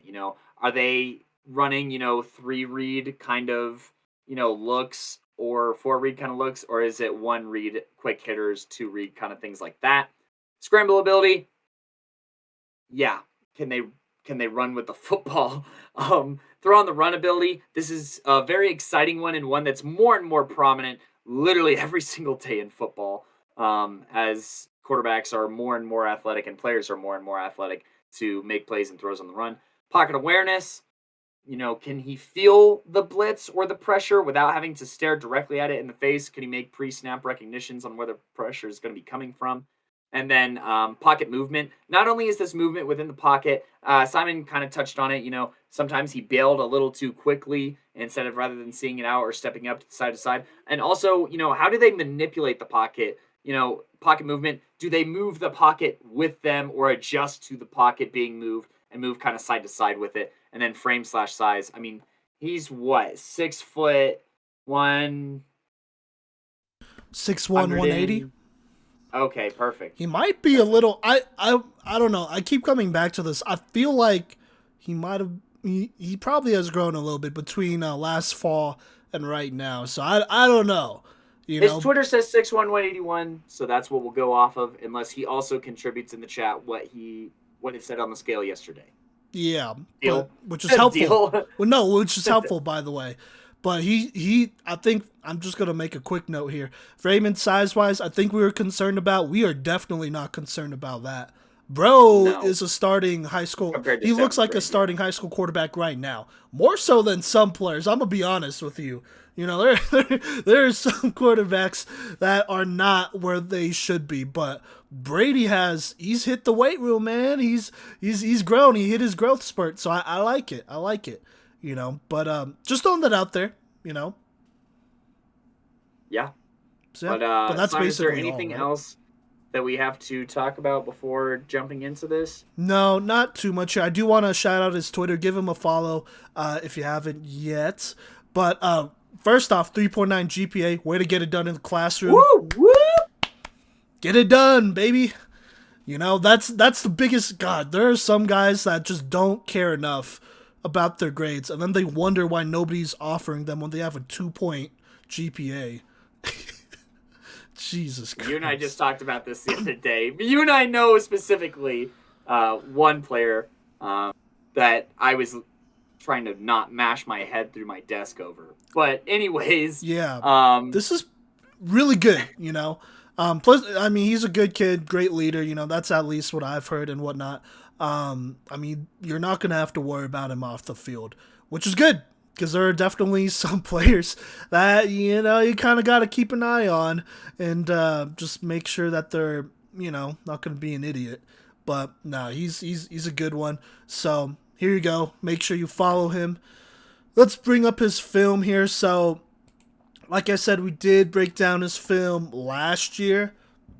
And then going into this year, we saw a lot, and I mean like a lot of, well, not a lot of games, but we saw a lot of improvement, and we went to like 2 or 3 games, and honestly, in those 2 or 3 games, I pretty much saw what I needed. One of those was a championship game, and was a really good one, where he threw the game-winning touchdown.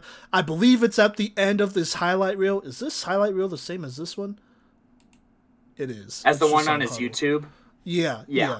I was looking through that. I just wanted to make I'm just going to use Huddle, I guess. Yeah, that works. So I saw what I needed to see, but at the end of his highlight reel is his game-winning touchdown to win the championship against the Parker Hawks. So yeah, but Kodey, are you ready to react to this film? We'll do all our grades and stuff here in a minute, but let's react to this thing. Are you ready? Yeah, let's get after it. 3, 2, 1, click. 0. No. Why not? You might have just screwed us.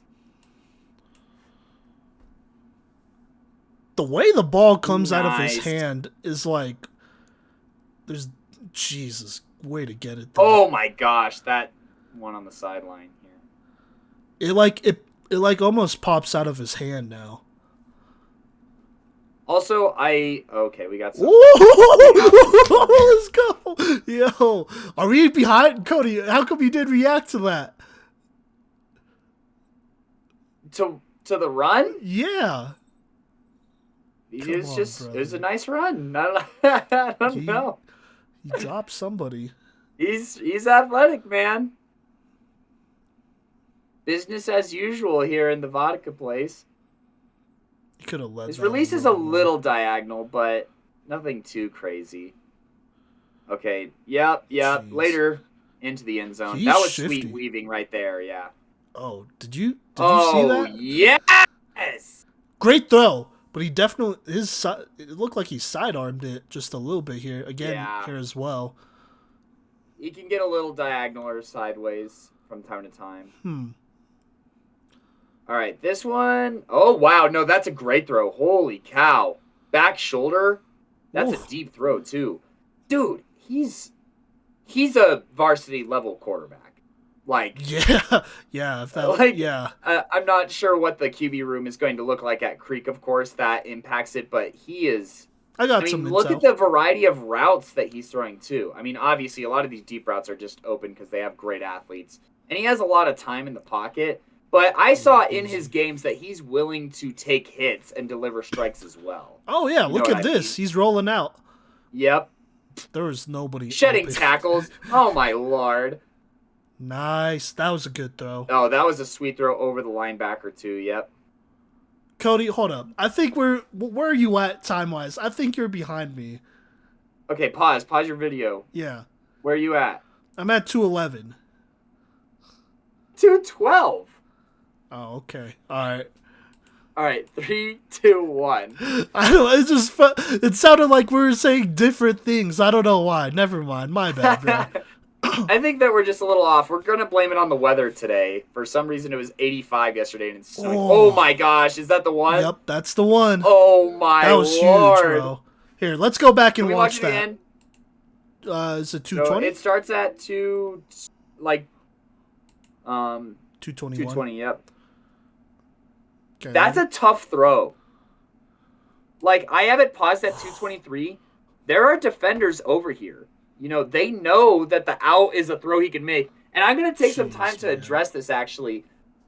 Brady can make, like, anytime we're talking about young quarterbacks and, you know, routes to work on to develop your game, we usually talk about, like, hey, how are your comeback routes? How are your out routes? You know, like, things that require, like, arm power and timing as well. And time again, he's making these throws, right? It's not even a, like, bad coverage. It doesn't even, like, yeah, but he also makes it look easy, too, you know? Like, he doesn't have to put everything he has into this. And, Simon, I don't know if you have this as well, but there's one that's just a Brady Vodicka 8th grade championship where it's just everything from this game. Yeah. And, you know, I mean, look, first off, in the AYL, the NFC is the highest tier. I'm pretty sure it goes NFC, AFC, CFC, unless I think it changed a little bit, Kodey. Okay, well, forget me as a boomer, but also NFC. Okay. I'm still almost positive NFC is the highest tier for these teams. At least that's how it sounded like when we were watching these games late at Heritage, and when you guys obviously made it over to Arapahoe. But look, I know it's middle school. Okay, some of you might be ready to roll your eyes, but he's performing in, you know, for the scale, a big game. You know what I mean? And it's not to say that, you know, he's going to do this in a state championship, but it's nice to see, right? So this is something that we can be happy about, and we could maybe put I'm not putting the house on it, you know what I mean, as far as investing, but it is good to see this, and, you know, good to see in general. Pardon my dog time once again. I'm going to my voice at them real quick while this ad loads. Don't start with that one. Well, I already started it. But yeah, hey, no, Brady, man, I was impressed. That was a heck of a throw to make at the end, and it wasn't like, you know, it wasn't like they weren't getting pressure on him, or, you know, like this game was just so out of it. Like, Parker played them extremely close. That's a heck of a squad, and we're going to talk about some of those players here in the next coming weeks, because I believe most of them are going to Legend High School, but that's a heck of a squad right there. You know, this is probably not the last time you've seen that squad. And so, you know, this was a very back and forth game. Like, Brady was getting pressure. You know, they were getting hits on him. You know, they're getting some solid hits every now and then. Like, you know, they were doing their thing. This was an absolute battle. You know, everyone who was here at this game, and here at the first game too, when they first played them, like, they knew that these two teams would battle, and that's what they did. And so, I mean, I could only imagine Brady at this point he was tired. He was probably hurting a little bit because he took some shots, you know, and at this point, I mean, he had to be extremely composed to lead this drive down with like less than a minute or 2 minutes left, and then go ahead and throw this game-winning touchdown, you know, and not run it because they're keying in on him running it too. It felt like at times. And so this was the type of play that you love to see out of a quarterback. When we talk about maturity, when we talk about that stuff, composure, like some things that we may not be able to grade right away, like this was it, you know. This was a good spot to kind of just be at and evaluate him, you know, because we knew what kind of player he was before, but seeing him play live is different easily. You know, I think I told his pops that too. All right, Kodey, I'm about to play this 8th grade championship highlight. It's about a minute. Now I'm go through and grade him too. You're about a minute. Okay. Well, no countdown. We're just gonna click play. 2, 1, play. I counted down. I think we're on the same page. Yeah, I waited. We're there. This was a heck of a little bit off his back foot, but that's a great throw. Yeah. I mean, like I said, they're getting pressure. That's Nate Helms and the squad getting pressure on him. Which, by the way, being able to shrug off either of these edge rushers is insane strength. Yeah, because they were putting in work. Oh my god. Okay. Hold up. Go back to 24 seconds. This throw. Let me go back a little bit more. is right where it needs to be. If you pause it at like 25, it's this in route in the middle of the field, just inside of this linebacker, but past this linebacker and also underneath the this corner and what I think is a safety here. This is an insane throw. And you watch this from the beginning, and it's not directly open. First off, great route here as this receiver, uses his hands to cut, underneath this corner here. But this is like, he has to make this decision before, like, if you look at his windup at 24, he's throwing it as his receiver is making a cut. Okay? So the anticipation of this route and then the ball placement is just like, bruh. Holy, oh my gosh. I almost want to just curse out of bewilderment because this is a throw that, seniors in high school, like, I don't know how many times we saw this throw looking for a top 5 quarterback, is how I'm going to put this. This is an insane throw. Oh my Lord. And it's in the only place where his receiver can make a play on it. That is going to earn him a couple more points on my rubric. That is fine. Uh-oh. Overreacting Kodey, maybe. No, you're fine, bro. Everyone's favorite. Okay, I think I'm done here. Okay, I'm going to hit play from 25 seconds again. Let me do that. 3, 2, 1. And then I probably just need to watch through his film one more time. Sure. I am pretty confident with where he's at. Such an elite scrambler. Oh, yeah. I'm confident with where he's at. We also graded DJ Bordeaux as well, who's the only other... He's right next to DJ for me. Like grade-wise. Yeah, okay. Yeah, no, same. They're not the same player, but they can do a lot of the same things very well. And, I mean, they're both already to scale size-wise. Oh, my God. Okay, I'm going to jump back to his regular highlights to maybe watch some of these more... what's the word I'm looking for here, Simon? Some of these things that are a little bit easier to overlook. Oh, we're going to exit out of Huddle, and we're going to watch it on YouTube because it's already loaded. Huddle, your ads make me sad. That's the end of that sentence. What a dot. Oh. Did not click play. Yeah, I'm pretty sold right now.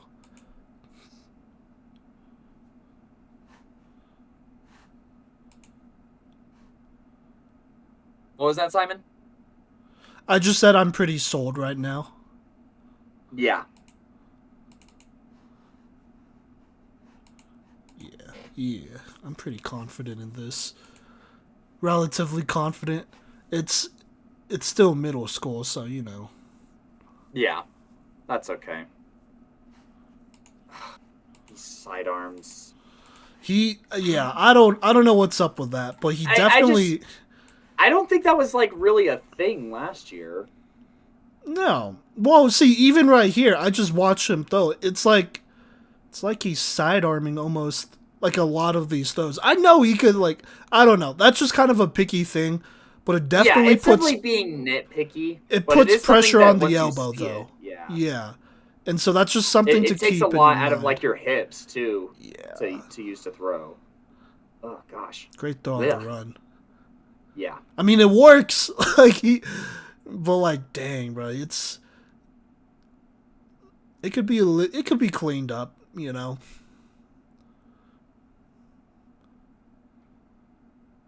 Like, bro could still sling it.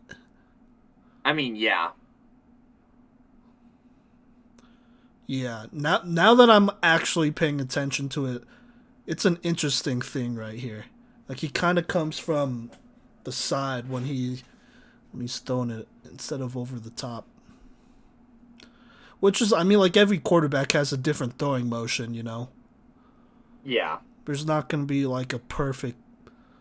Well, on the middle school level, there's probably not going to be a perfect throwing motion. Okay, I think I'm pretty much set here. I might tweak some of these as we go. As we But go. Yeah, because that's yeah, what the conversation's all about. And this is one reason why I love our stream so much. And thank you guys who do watch us. But this is what happens behind the scenes, right? So if you guys ever have questions on what do you mean by that? What do you mean by that? And obviously, when we do our top 5 lists, that's why there's 2 people on the episode, right? usually, yeah. Because we have conversations and talk through stuff versus our, initial film breakdowns where it's, one person, the grades may vary a little bit more versus we can average it out significantly more in this case. So, without further ado, Simon, you mind if I kick us off here with the power and accuracy things? Categories? Yeah, go ahead. Go ahead. Okay, so I mean, look, he's that guy. All right, his arm power and his arm accuracy, I rated them both at an 8.9. I was thinking of putting him at a 9, honestly, just because he can push it down the field so effortlessly, and his ball placement, not only in the short game and on the outsides, is way advanced for his age, but his intermediate accuracy, which is the easiest place to find problems in a quarterback's game, accuracy wise. Like, look, if they have a big arm, they could probably put it, they could put it in places where the receivers can make plays down the field, right? Or, if they're a smart quarterback, they can usually dice you up, in that quick game, quick slants, drags, quick outs, stuff like that, and be accurate in that sense. But when you have to float it over linebackers, underneath safeties, inside of linebackers, past slot corners, and like in this league against these teams, they have cornerbacks in the slot who they do trust, right? They have athletes, and he's still able to make these throws and make these plays on the boundaries in the middle of the field and down the field as well. And that's why his accuracy and power reigns so high, is because I don't think that there's a throw that he can't make on the field, for his age and even looking ahead. I mean, I think that at probably like 80% of high schools on the 5A level, he could start as a freshman. Is this where I chime in?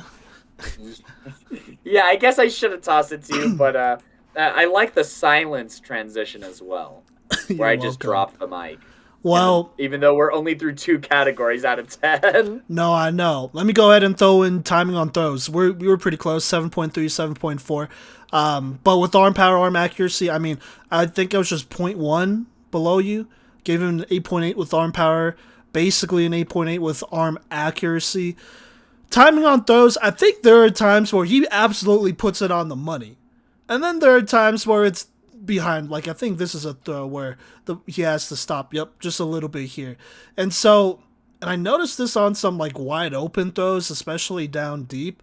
And that's just really interesting to me, And so timing could be a little bit more consistent. I'm not concerned about him not knowing how to time anything, because obviously he has shown flashes of throwing excellent timing routes, but I'm probably a little bit more concerned about him as a young player, just not being consistent with his timing at times. Now, I know he can make some of these throws, but I need to see consistency. If you want to start, especially for a team like Cherry Creek, that's the difference between you and somebody else starting, The little things like this, like timing, like whether you're throwing it on time or if it's behind, you can't throw it, like you're going to have elite athletes who are just better than other athletes around Colorado. And so you got to put it on the money. You gotta trust that they're gonna get there. If they don't get to their spot, well, then that's kind of on them. But also, you gotta know, your matchups as well. And so, timing could definitely be improved. I say it like it's horrible, but we gave him a 7.3 and 7.4, which is above average for high schoolers. So, well, it's because his timing on like these out routes and these intermediate routes are really good. It's literally just the timing on the deep throws. And the reason why it takes a dip for me, and probably for you too, is because we know he has the arm strength to make these throws, right? So And we've seen him put it in a place where only the receiver can catch it downfield. So we know the accuracy and the power are there. So what happens on these plays where it's not there? It's a timing thing. It's almost like a process of elimination. That's at least how I looked at it, and I assume you're kind of on the same wavelength. No, absolutely. He has the ability to make every throw you ask him to. In that last championship game, he was making a lot of these throws with great timing, great velocity. He played like an elite quarterback. I'm going to be honest with you, high school quarterback in that last game. And then you have some games where, ball is a little bit behind, it doesn't quite get there. Like, it's just a little erratic at times. And obviously, when you have a young quarterback, that's expected. So, like, all right, you kind of, you hope that he works that out as he gets older as a quarterback. And usually they do. Even compared to last year, his timing's definitely better. Because last year, I felt like there were more throws that were a little, like, So there you go. But, yeah. Let's talk overall mechanics and fluidity. If you look at his lower body, I like his lower body work for the most part. Like, great footwork, solid base, pretty consistent with that. I don't know. It's just this throwing motion where he kind of like he brings it to the side here. It's interesting, I think it could be a little bit smoother, because he's definitely putting a bit of pressure when he's throwing it. Here, I'm trying to angle my arm, but I don't think I can. When he's kind of, I don't know, I give up showing the viewers.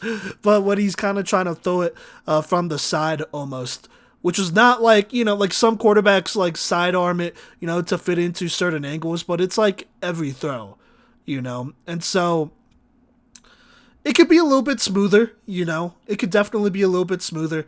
It's not horrible. There's some guys that have a horrible hitch, and like he doesn't have a hitch or anything. He just kind of brings it up weird, And so that could definitely be improved a little bit more here.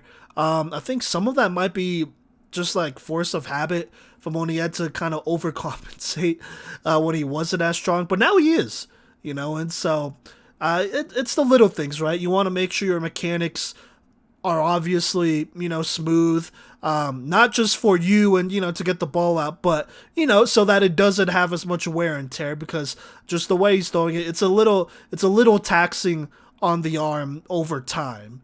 I'm just going to be honest there. And so that's probably a later issue, if I'm being honest with you. But if it's going to be a later issue, you might as well start working on it now. Kodey, what do you think about that before we keep moving on here? Keep it going here. I mean, look, I graded his mechanics / fluidity at a 5.9. That sidearm is, bruh.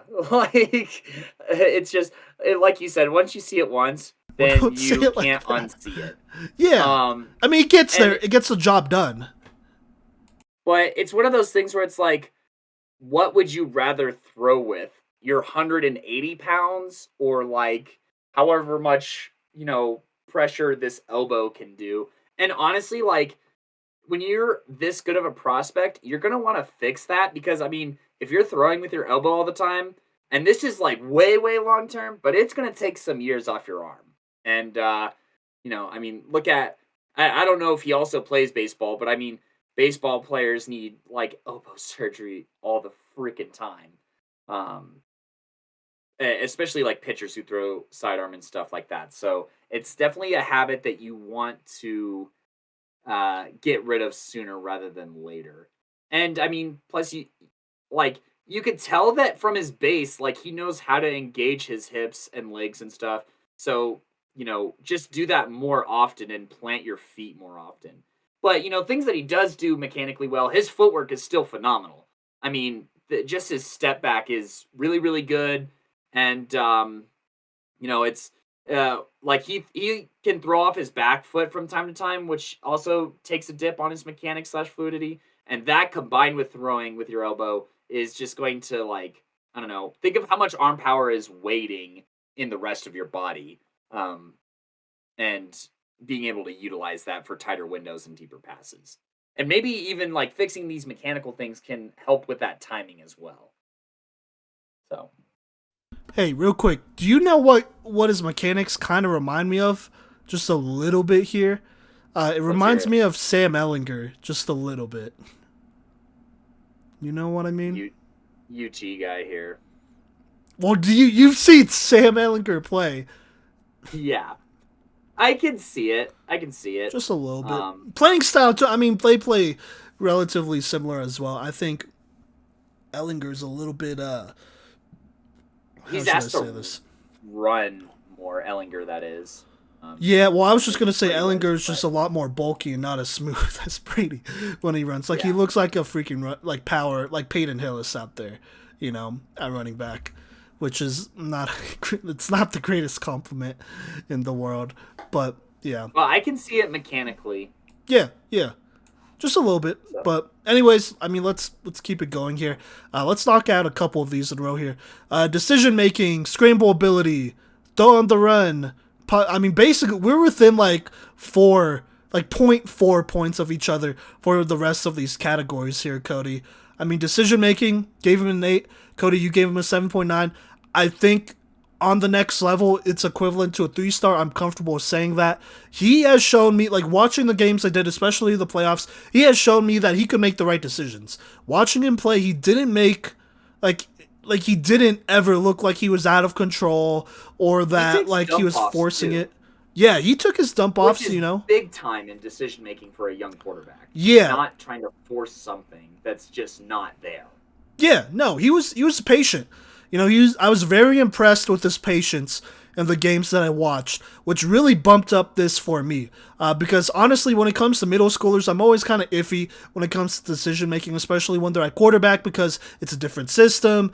Especially Colorado, like they have this deal where they like run the simplest, like literally the simplest plays possible on the middle school level. When really, they've been running it since like, they're in the second grade, first grade. And so Colorado's a little notorious for that on the level, but for him to be on the Cherry Creek system, run that system, and see him run it in person on his way to a championship and not be over ambitious, that was a big plus. I'm very comfortable with him starting for a lot of teams here in the state of Colorado. So I think an 8 is pretty solid here. You gave him a 7.9. That's basically the same same thing. Scramble ability, I gave him an 8.4. You gave him an 8.5. Look, I don't want to say sneaky, but when you think about, he's an athlete. Yeah, when you think about quarterbacks like Brady, like bro could run. Like, on the next level, he could probably, if they ask him, I don't know if they will or not, but he could probably rip off a solid 50 yards, rushing yards a game. He's smooth with it. Like he's elusive. Oh my God. When he gets into open space, like those long strides, like he gets into his form. He has a nice little running form there. That's something I will say about Brady. Like, he's somebody that arguably you could almost call him a dual. You could probably call him a dual threat. I don't think, I don't know. I wouldn't call him a field general because, like, when I'm going through quarterbacks in my mind, I'm like, Joe Burrow, like, he could kind of run, but he doesn't. Like, I think Brady is probably a little bit of a smoother and, like, a better runner. Like, Brady is somebody that could definitely get out there and, like threaten you on the ground. You know what I'm saying? Yeah, no, I think that the upside of his running ability, especially at Creek, where we've seen something like this before, is on a level that, could be comparable to Christian Hammond even, and what he was able to accomplish as a couple of years starter for Creek. And, the fact that he's somebody who, wasn't a run first kind of guy, but you wouldn't want him to be in the open field on a rollout. Oh gosh, all heck would break loose. And somebody who could also run a read option as well. So it's definitely a part of his game and his utility belt to be super athletic and make some plays and just be, like you said, a very smooth runner. And one who has a pretty good top end speed, mind you, at the quarterback position.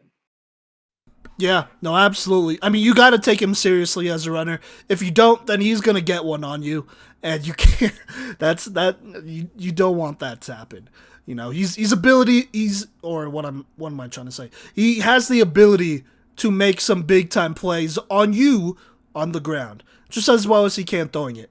Honestly, so there you go. That's why I got 8.5, 8.4. Though on the run, I gave him a 7.4. Kodey was a 2 off with a 7. He was able to throw some very nice balls on the run. There are some really good throws that I was very impressed with on the run. I think For this rating to go up, I'd like to see timing improve while on the run. I know that's hard and whatnot, but I mean, if you want to get to the next level, I think that's really something I'd like to see because when he's throwing on the run, the ball obviously gets there, and the or not defender, the receiver is able to make the play, but it might be a little high or a little late. It'll get there, but you gotta adjust to it, right? And so obviously, I mean, as a quarterback, you control what you can. So continue to work on that. I'd like to see that accuracy and timing go up when he's on the run. But other than that, he has a very good raw ability to do that, though. So there you go. And then the last one or last two I want to talk about before I ask what you think here, Cody. Pocket awareness, pocket movement. You and I were very similar here. I gave him an 8 for pocket movement. You gave him a hold up. You gave him a 7.7 for pocket awareness. I gave him an 8. You gave him a 7.7 for pocket awareness. For pocket movement, I was a 7. You gave him a 6.8. I think he definitely senses the pressure. He does a good job sensing the pressure. The thing that I kind of notice him doing a lot is that he definitely fades back. Like a lot. And part of it is because he is confident in his ability to just make a guy miss, throw somebody off of him because he is kind of a big quarterback. So he's strong enough to like throw a middle schooler, and do all that. So he'll like keep the play alive for as long as possible. But he is backing up and up and up. And I'd like to see him, on the next level, there's going to be better athletes. He's probably going to get away with some of these plays every now and then, because I think that's how good of an athlete he is. But, you don't want a 2nd and 20. 2nd and 20 are almost drive killers, unless you make a fantastic play or a couple fantastic plays in a row. And so, I'd like to see him continue to climb the pocket, man. If you see rushers, especially edge rushers, coming from the outside, take a step in that pocket because that Cherry Creek line's going to have your back, and then go ahead and deliver your strike from there. Don't fade backwards and then try to give him a little move or throw out a stiff arm or spin out of be efficient here, Like I said, on this level, he's athletic enough to get away. Even on the next level, he's going to get away with a couple of those too. But, this is just an efficiency thing. So yeah, but Cody, what do you think about those categories here? I feel like we kind of align pretty well there, and then you could kind of close this one up if you want as well. Yeah, I'll go ahead and talk about these and then bring us home. So, they're on the run ability. The only reason I have it graded on a 7 is because he does throw off his back foot and fade backwards. I kind of included that because throwing on the run is also being smart in how you do it. And, he can roll out and he can throw on the run fairly well, and he does make some big throws on the run. But also, you can't be running backwards and making throws off your back foot. That's a horrible habit. And that's why, his pocket movement is at a 6.8 for me, is because he fades backwards so much. If he wasn't able to escape the pocket so well and split out to his right and left, this would be at like a 4 something. So, kudos to his ability to be able to break out of the pocket. That's part of movement, and his footwork being able to allow him to kind of escape some really bad situations. But man, you've got to stop fading back. Fading backwards and sidearm is like literally the two things that when I was coaching, I was fighting like tooth and nail to get my quarterback to stop doing. So it's like a little bit of a trigger for me to see it here on Brady here. And so I think that pocket awareness wise, he does a pretty good job of sensing the pressure. There are a couple times where he kind of waits too long to adjust to the pressure. And so that's why I have his pocket awareness at a 7.7. It's not that he can't sense it. It's that he fails to acknowledge it for maybe a little too long. And, that in turn, maybe it impacts his pocket movement as well. So all these categories, I have it graded just a little bit lower because I'm like, come on, man. You're a really smart quarterback. You're capable of making all these plays. Why are these still habits a year after pointing them out? Is kind of where I'm at, and why this grade comes off a little bit harsher, because it's something that we've pointed out before, and it's something that has snuck back into, not only this highlight reel, but just into play in general. And then, overall frame size, 6'1", 180 pounds. I'm at an 8.5, me at an 8.2. I have him graded basically in line with Kritza and Bordeaux. I have him rated just a little bit lower than DJ because he's just like an inch or two shorter. But overall, my frame grade is consistent And Simon and I, we are literally 1 point of difference here overall. My final grade being a 77.2, Simon's final grade being a 78.2. That is in line with quarterbacks that we've broken down here. With his best strengths just being his arm is fantastic, and he can run like crazy. So, yeah, but other than that, definitely, I think that fixing the mechanics is going to be the easiest way to swing into the 80s for me, because I think that that's going to adjust a lot of things. I mean, throwing off your back foot is like a mechanics and fluidity thing, and it, can fix a lot of these things. And then obviously, getting rid of that constant sidearm is going to be dramatic. I mean, literally, if you scrap those two things, you're probably looking at a player in the mid to high 80s overall grade wise.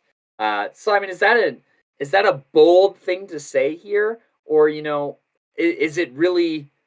Are those two things that big of a focus that can really transform Brady into a 3-star level recruit? Well, if he maintains the other categories on the high school level, mind you. Right, obviously. In my opinion, I don't think just working on your mechanics is going to get you to that 8-point. Honestly, you could have that same throwing motion for the rest of high school, and if it works out, then whatever, it works out. Just, it's probably going to be a little bit of wear and tear, so make sure, you're taking the precautions you need to as a quarterback, because it's an important position, and make sure you're resting it. Do what you gotta do, and so, it could stay here, and I wouldn't even be I'm not going to give him a lower grade if it doesn't improve going into next year. It's going to stay at a 6, and I'll live with it, and I'd probably live with it all the way into college, and then maybe even the pros, if that's in the books, so that's just kind of where I'm at there. I think the other things I'm looking at, decision making, something I mentioned last year is that I'd like to see him continue to develop and start looking off some DBs. I saw some of that in game. I was very impressed with it. I like it. Now I want to see it on the next level. How's it going to translate on the next level? And in practice is probably where you're going to get some of your best reps, because you got some covered dudes who are not going to be fooled by you staring somebody down, or even by you knowing where, they're going to know where you want to go, and they're going to harass you on that. I'm thinking of guys like Aiden Napke, standout freshman safety from last year, obviously was a starter for a reason. He's going to test you, in practice. Angelo Petridis, probably the best cover linebacker in the entire state. He's going to test you. On top of that, you have a whole D1 pass rush in your face. Or D1 bound pass rush in your face. And so he's going to have to get smart. He's going to have to continue to get smarter as a quarterback. I like where he's at now, though. I think I look at quarterbacks around the state and whatnot, and when it comes to IQ and running his system well and, just doing some of the little things right, he is probably number one, in my opinion. He does a very good job of doing a lot of these little things right and running a system, being patient, playing the quarterback position well. I think for his age, he's a very mature quarterback. Would you agree, Kodey? Absolutely. And part of that is because he has a lot of experience. He's been playing since he was 5 or 6, quarterback, that is. So it reflects, his hard work reflects in his game. But, just because you have that experience doesn't mean you need to stop working. If anything, that's the floor. Winning that 8th grade championship, winning the AYL, obviously it's a fantastic league with a bunch of great players. That's the floor. If you treat that as the floor, then your ceilings are going to be amazing. And so I think that's the kind of mindset I'd like to see Brady going into this next season, just because I'm very confident in his ability to go into a game and not just maintain the pace and be a game manager, but he's gonna show you some things in game as well. I think he's probably a starter for at least 70%. At least 70% of Colorado high school teams right now, if he was to start as a freshman, maybe 60%. Or wait a second. Yeah, maybe 60%, that's how confident I am in his ability, and part of that is because of just how great this Cherry Creek coaching staff has prepared him throughout these last couple of years. Now going into high school. Period. Let's go ahead and talk outlook here, Kodey. Let me tell you what I know right now. So right now, I believe it's Christian Hammond, right? The younger brother. Yes. You should. Are you sure? I think. The starting No, I quarterback think it. for Cherry Creek last year. Um, he's a Hammond, and so you know that they're great hoopers. He is probably gonna focus on hoops. I think that's basically confirmed at this point. I mean, he won a state championship as a quarterback. That's great, but he is kind of like a high level, basketball prospect. He's had some offers. I know TCU offered him, so that's pretty Washington big. State as well. Washington State, he's getting Power 5 offers, so he's going to focus on basketball. Best of luck to him. The quarterback spot is wide open. Marte Russell, I believe, was his backup. He probably wouldn't mind playing quarterback, but I think he is pretty locked in at linebacker, and he does have an offer or two at linebacker right now. And so as of right now, this quarterback position has opened up a lot sooner than either you or me anticipated last year, Kodey. A year ago, yeah. Yeah. And so the competition, there's a couple players over there.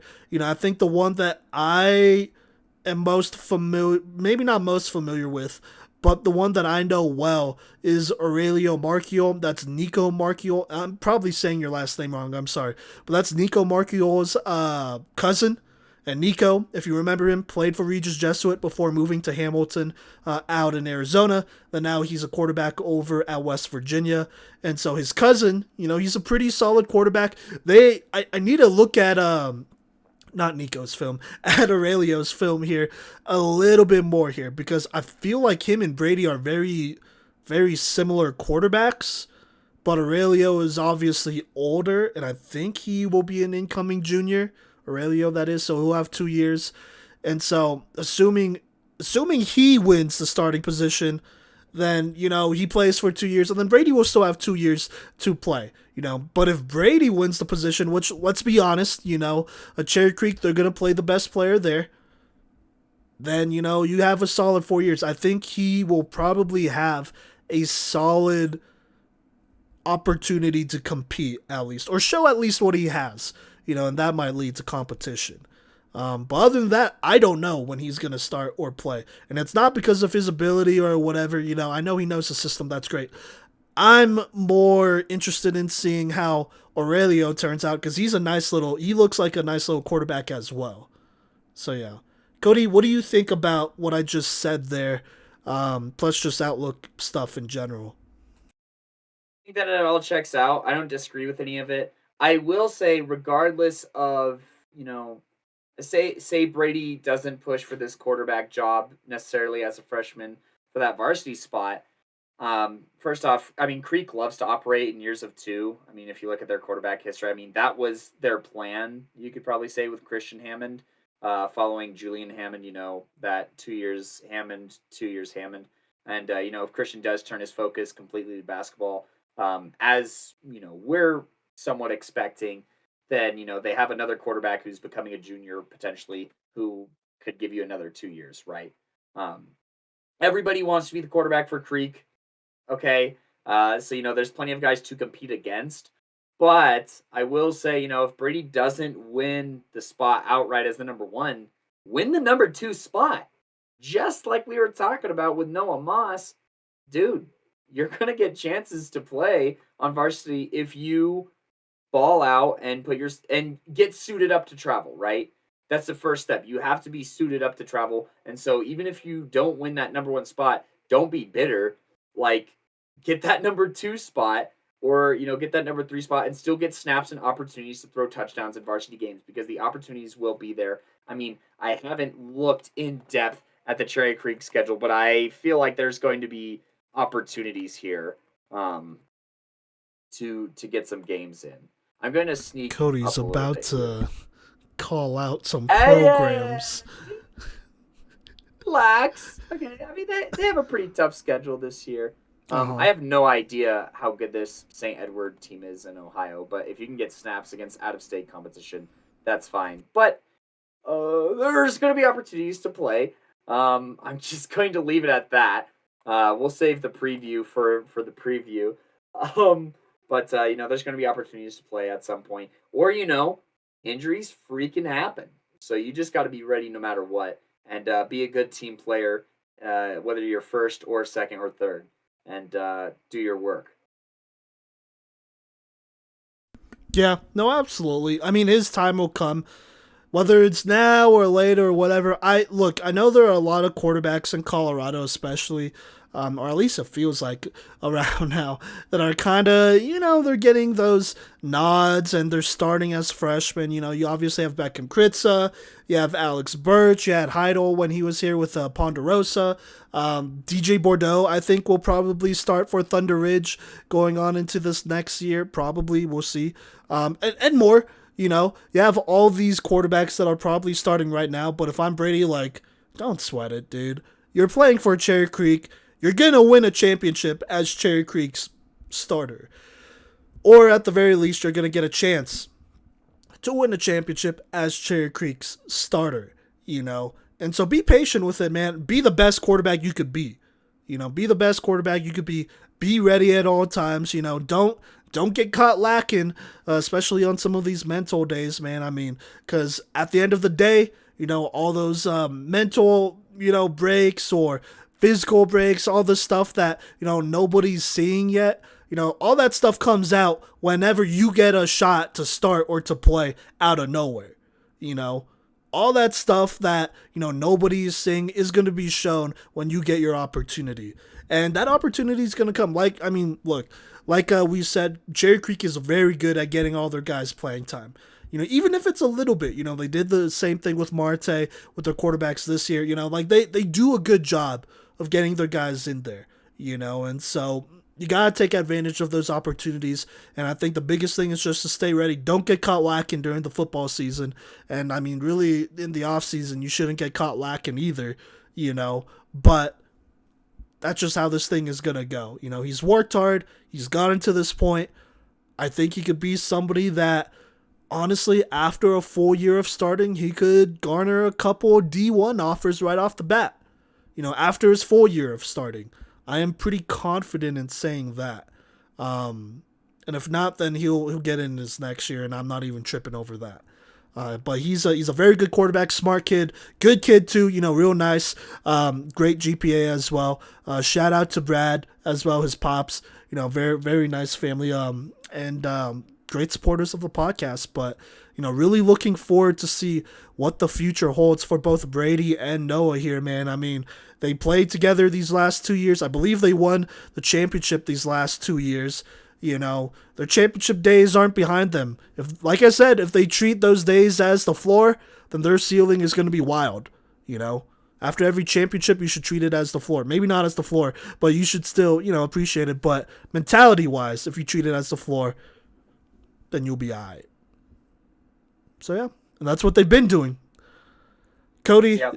Is there anything else you want to say here before we close it up? Quit throwing off your back foot. No, just kidding. Well, I don't mind that kidding. As much. I am a throwing off the back foot hater.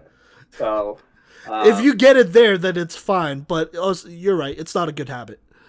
As someone who's seen, I mean, you've seen it too, where quarterbacks, they get into that habit, and then their bad game is a really bad game. As in, throw off the back of your foot, interception, throw off the back of your foot, interception.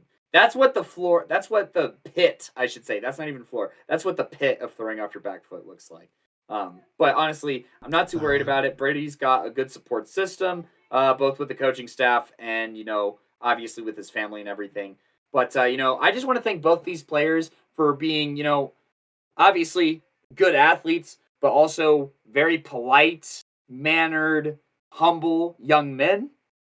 And even better students than athletes, both on Noah and Brady's sense. Work hard, get those grades up.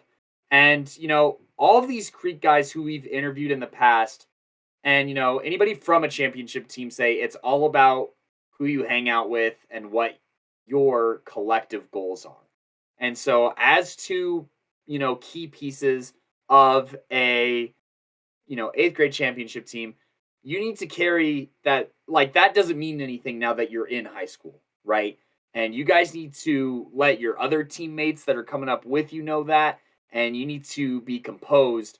And, there is a Cherry Creek culture for sure, and it's a winning culture, and you got to adopt those attitudes and habits and lifestyle. And if you do all that, you will play college football. That's just how it is. I mean, Yeah. even the Creek guys who aren't putting up monster numbers play college football. Okay. Oh yeah. So. I mean, hey, this whole D line. Shout out to Jarvis again. This whole D line is basically going D1. So that don't see that every day, but that's amazing, And so, look, it's this Cherry Creek coaching staff. Big ups to them. They're easily probably the best. They're the best coaching staff in the state. One of the best in the country for sure. That's just facts, And honestly, I'm excited. I remember. I'm gonna throw this out there one last time because here's the thing. You could put up stats. You could win some homecoming games here and there, but at the end of the day, you want to win that state championship. That is what should matter. And I remember interviewing Chase Penry, James Walker, and, they talked about being in Brady and Noah's position all the way back then in middle school. They won their championships in middle school too before two-peating, I believe. And so they know what they're talking about. Those are some great dudes. Check out that interview if you haven't yet. But they just talked about supporting each other and helping each other get better, being a good teammate. Having the same goal, and having the same goal means being on the same page, both mentally and physically, when a football season is happening. Keeping each other accountable as well as yourself. And so, that's the culture at Creek. I'm going to be real. It's a lot to live up to, but if there's a duo that could do it, it's probably this one. And I think that's a good spot to end. That's a good one to end on. Yeah. Yep. Yeah. Do you want me? I'll do the ending here. I know you've been doing it the last couple of times we recorded. Thank you so much for rocking with us. This full live stream will be on our YouTube channel probably by tomorrow. I kind of want to watch the Mavericks game, so that's why it's not going to be up tonight. But the full live stream will be on YouTube, on our YouTube channel tomorrow at Playmakers Corner. Check out our link tree for that. Follow us there. Follow us here on Twitch. We'll be going live every now and then. I know next week, we're hoping to go live a couple of times, so we'll see about that. And then on our YouTube channel, just in case you missed the live stream, it'll always be there. Also, this whole thing. When we do our live streams, we upload the audio to Spotify, Apple Podcasts, all that great stuff. And so if you just want to listen to us in podcast form, which is fine, if you don't want to see us and whatnot, you just want to listen to us in podcast form, that works. This will pretty much always be uploaded to Anchor, which will then distribute it to Spotify, Apple Podcasts, anywhere you can listen to podcasts there. It won't have, the visuals, but you could still listen to everything. We don't edit it either. And so just keep that in mind, just partly because it's easier for us. Even if we end up muted for 15 minutes, we don't edit it. Not me, but if you end up muted. I don't know who we're talking about, but But hey, Jarvis, appreciate that, man. You have a good night as well. Appreciate your support as always, my man. But follow us, on social media, Spotify, Apple Podcasts. Leave us a good review there. And these next couple weeks, just to give out the plan here real quick.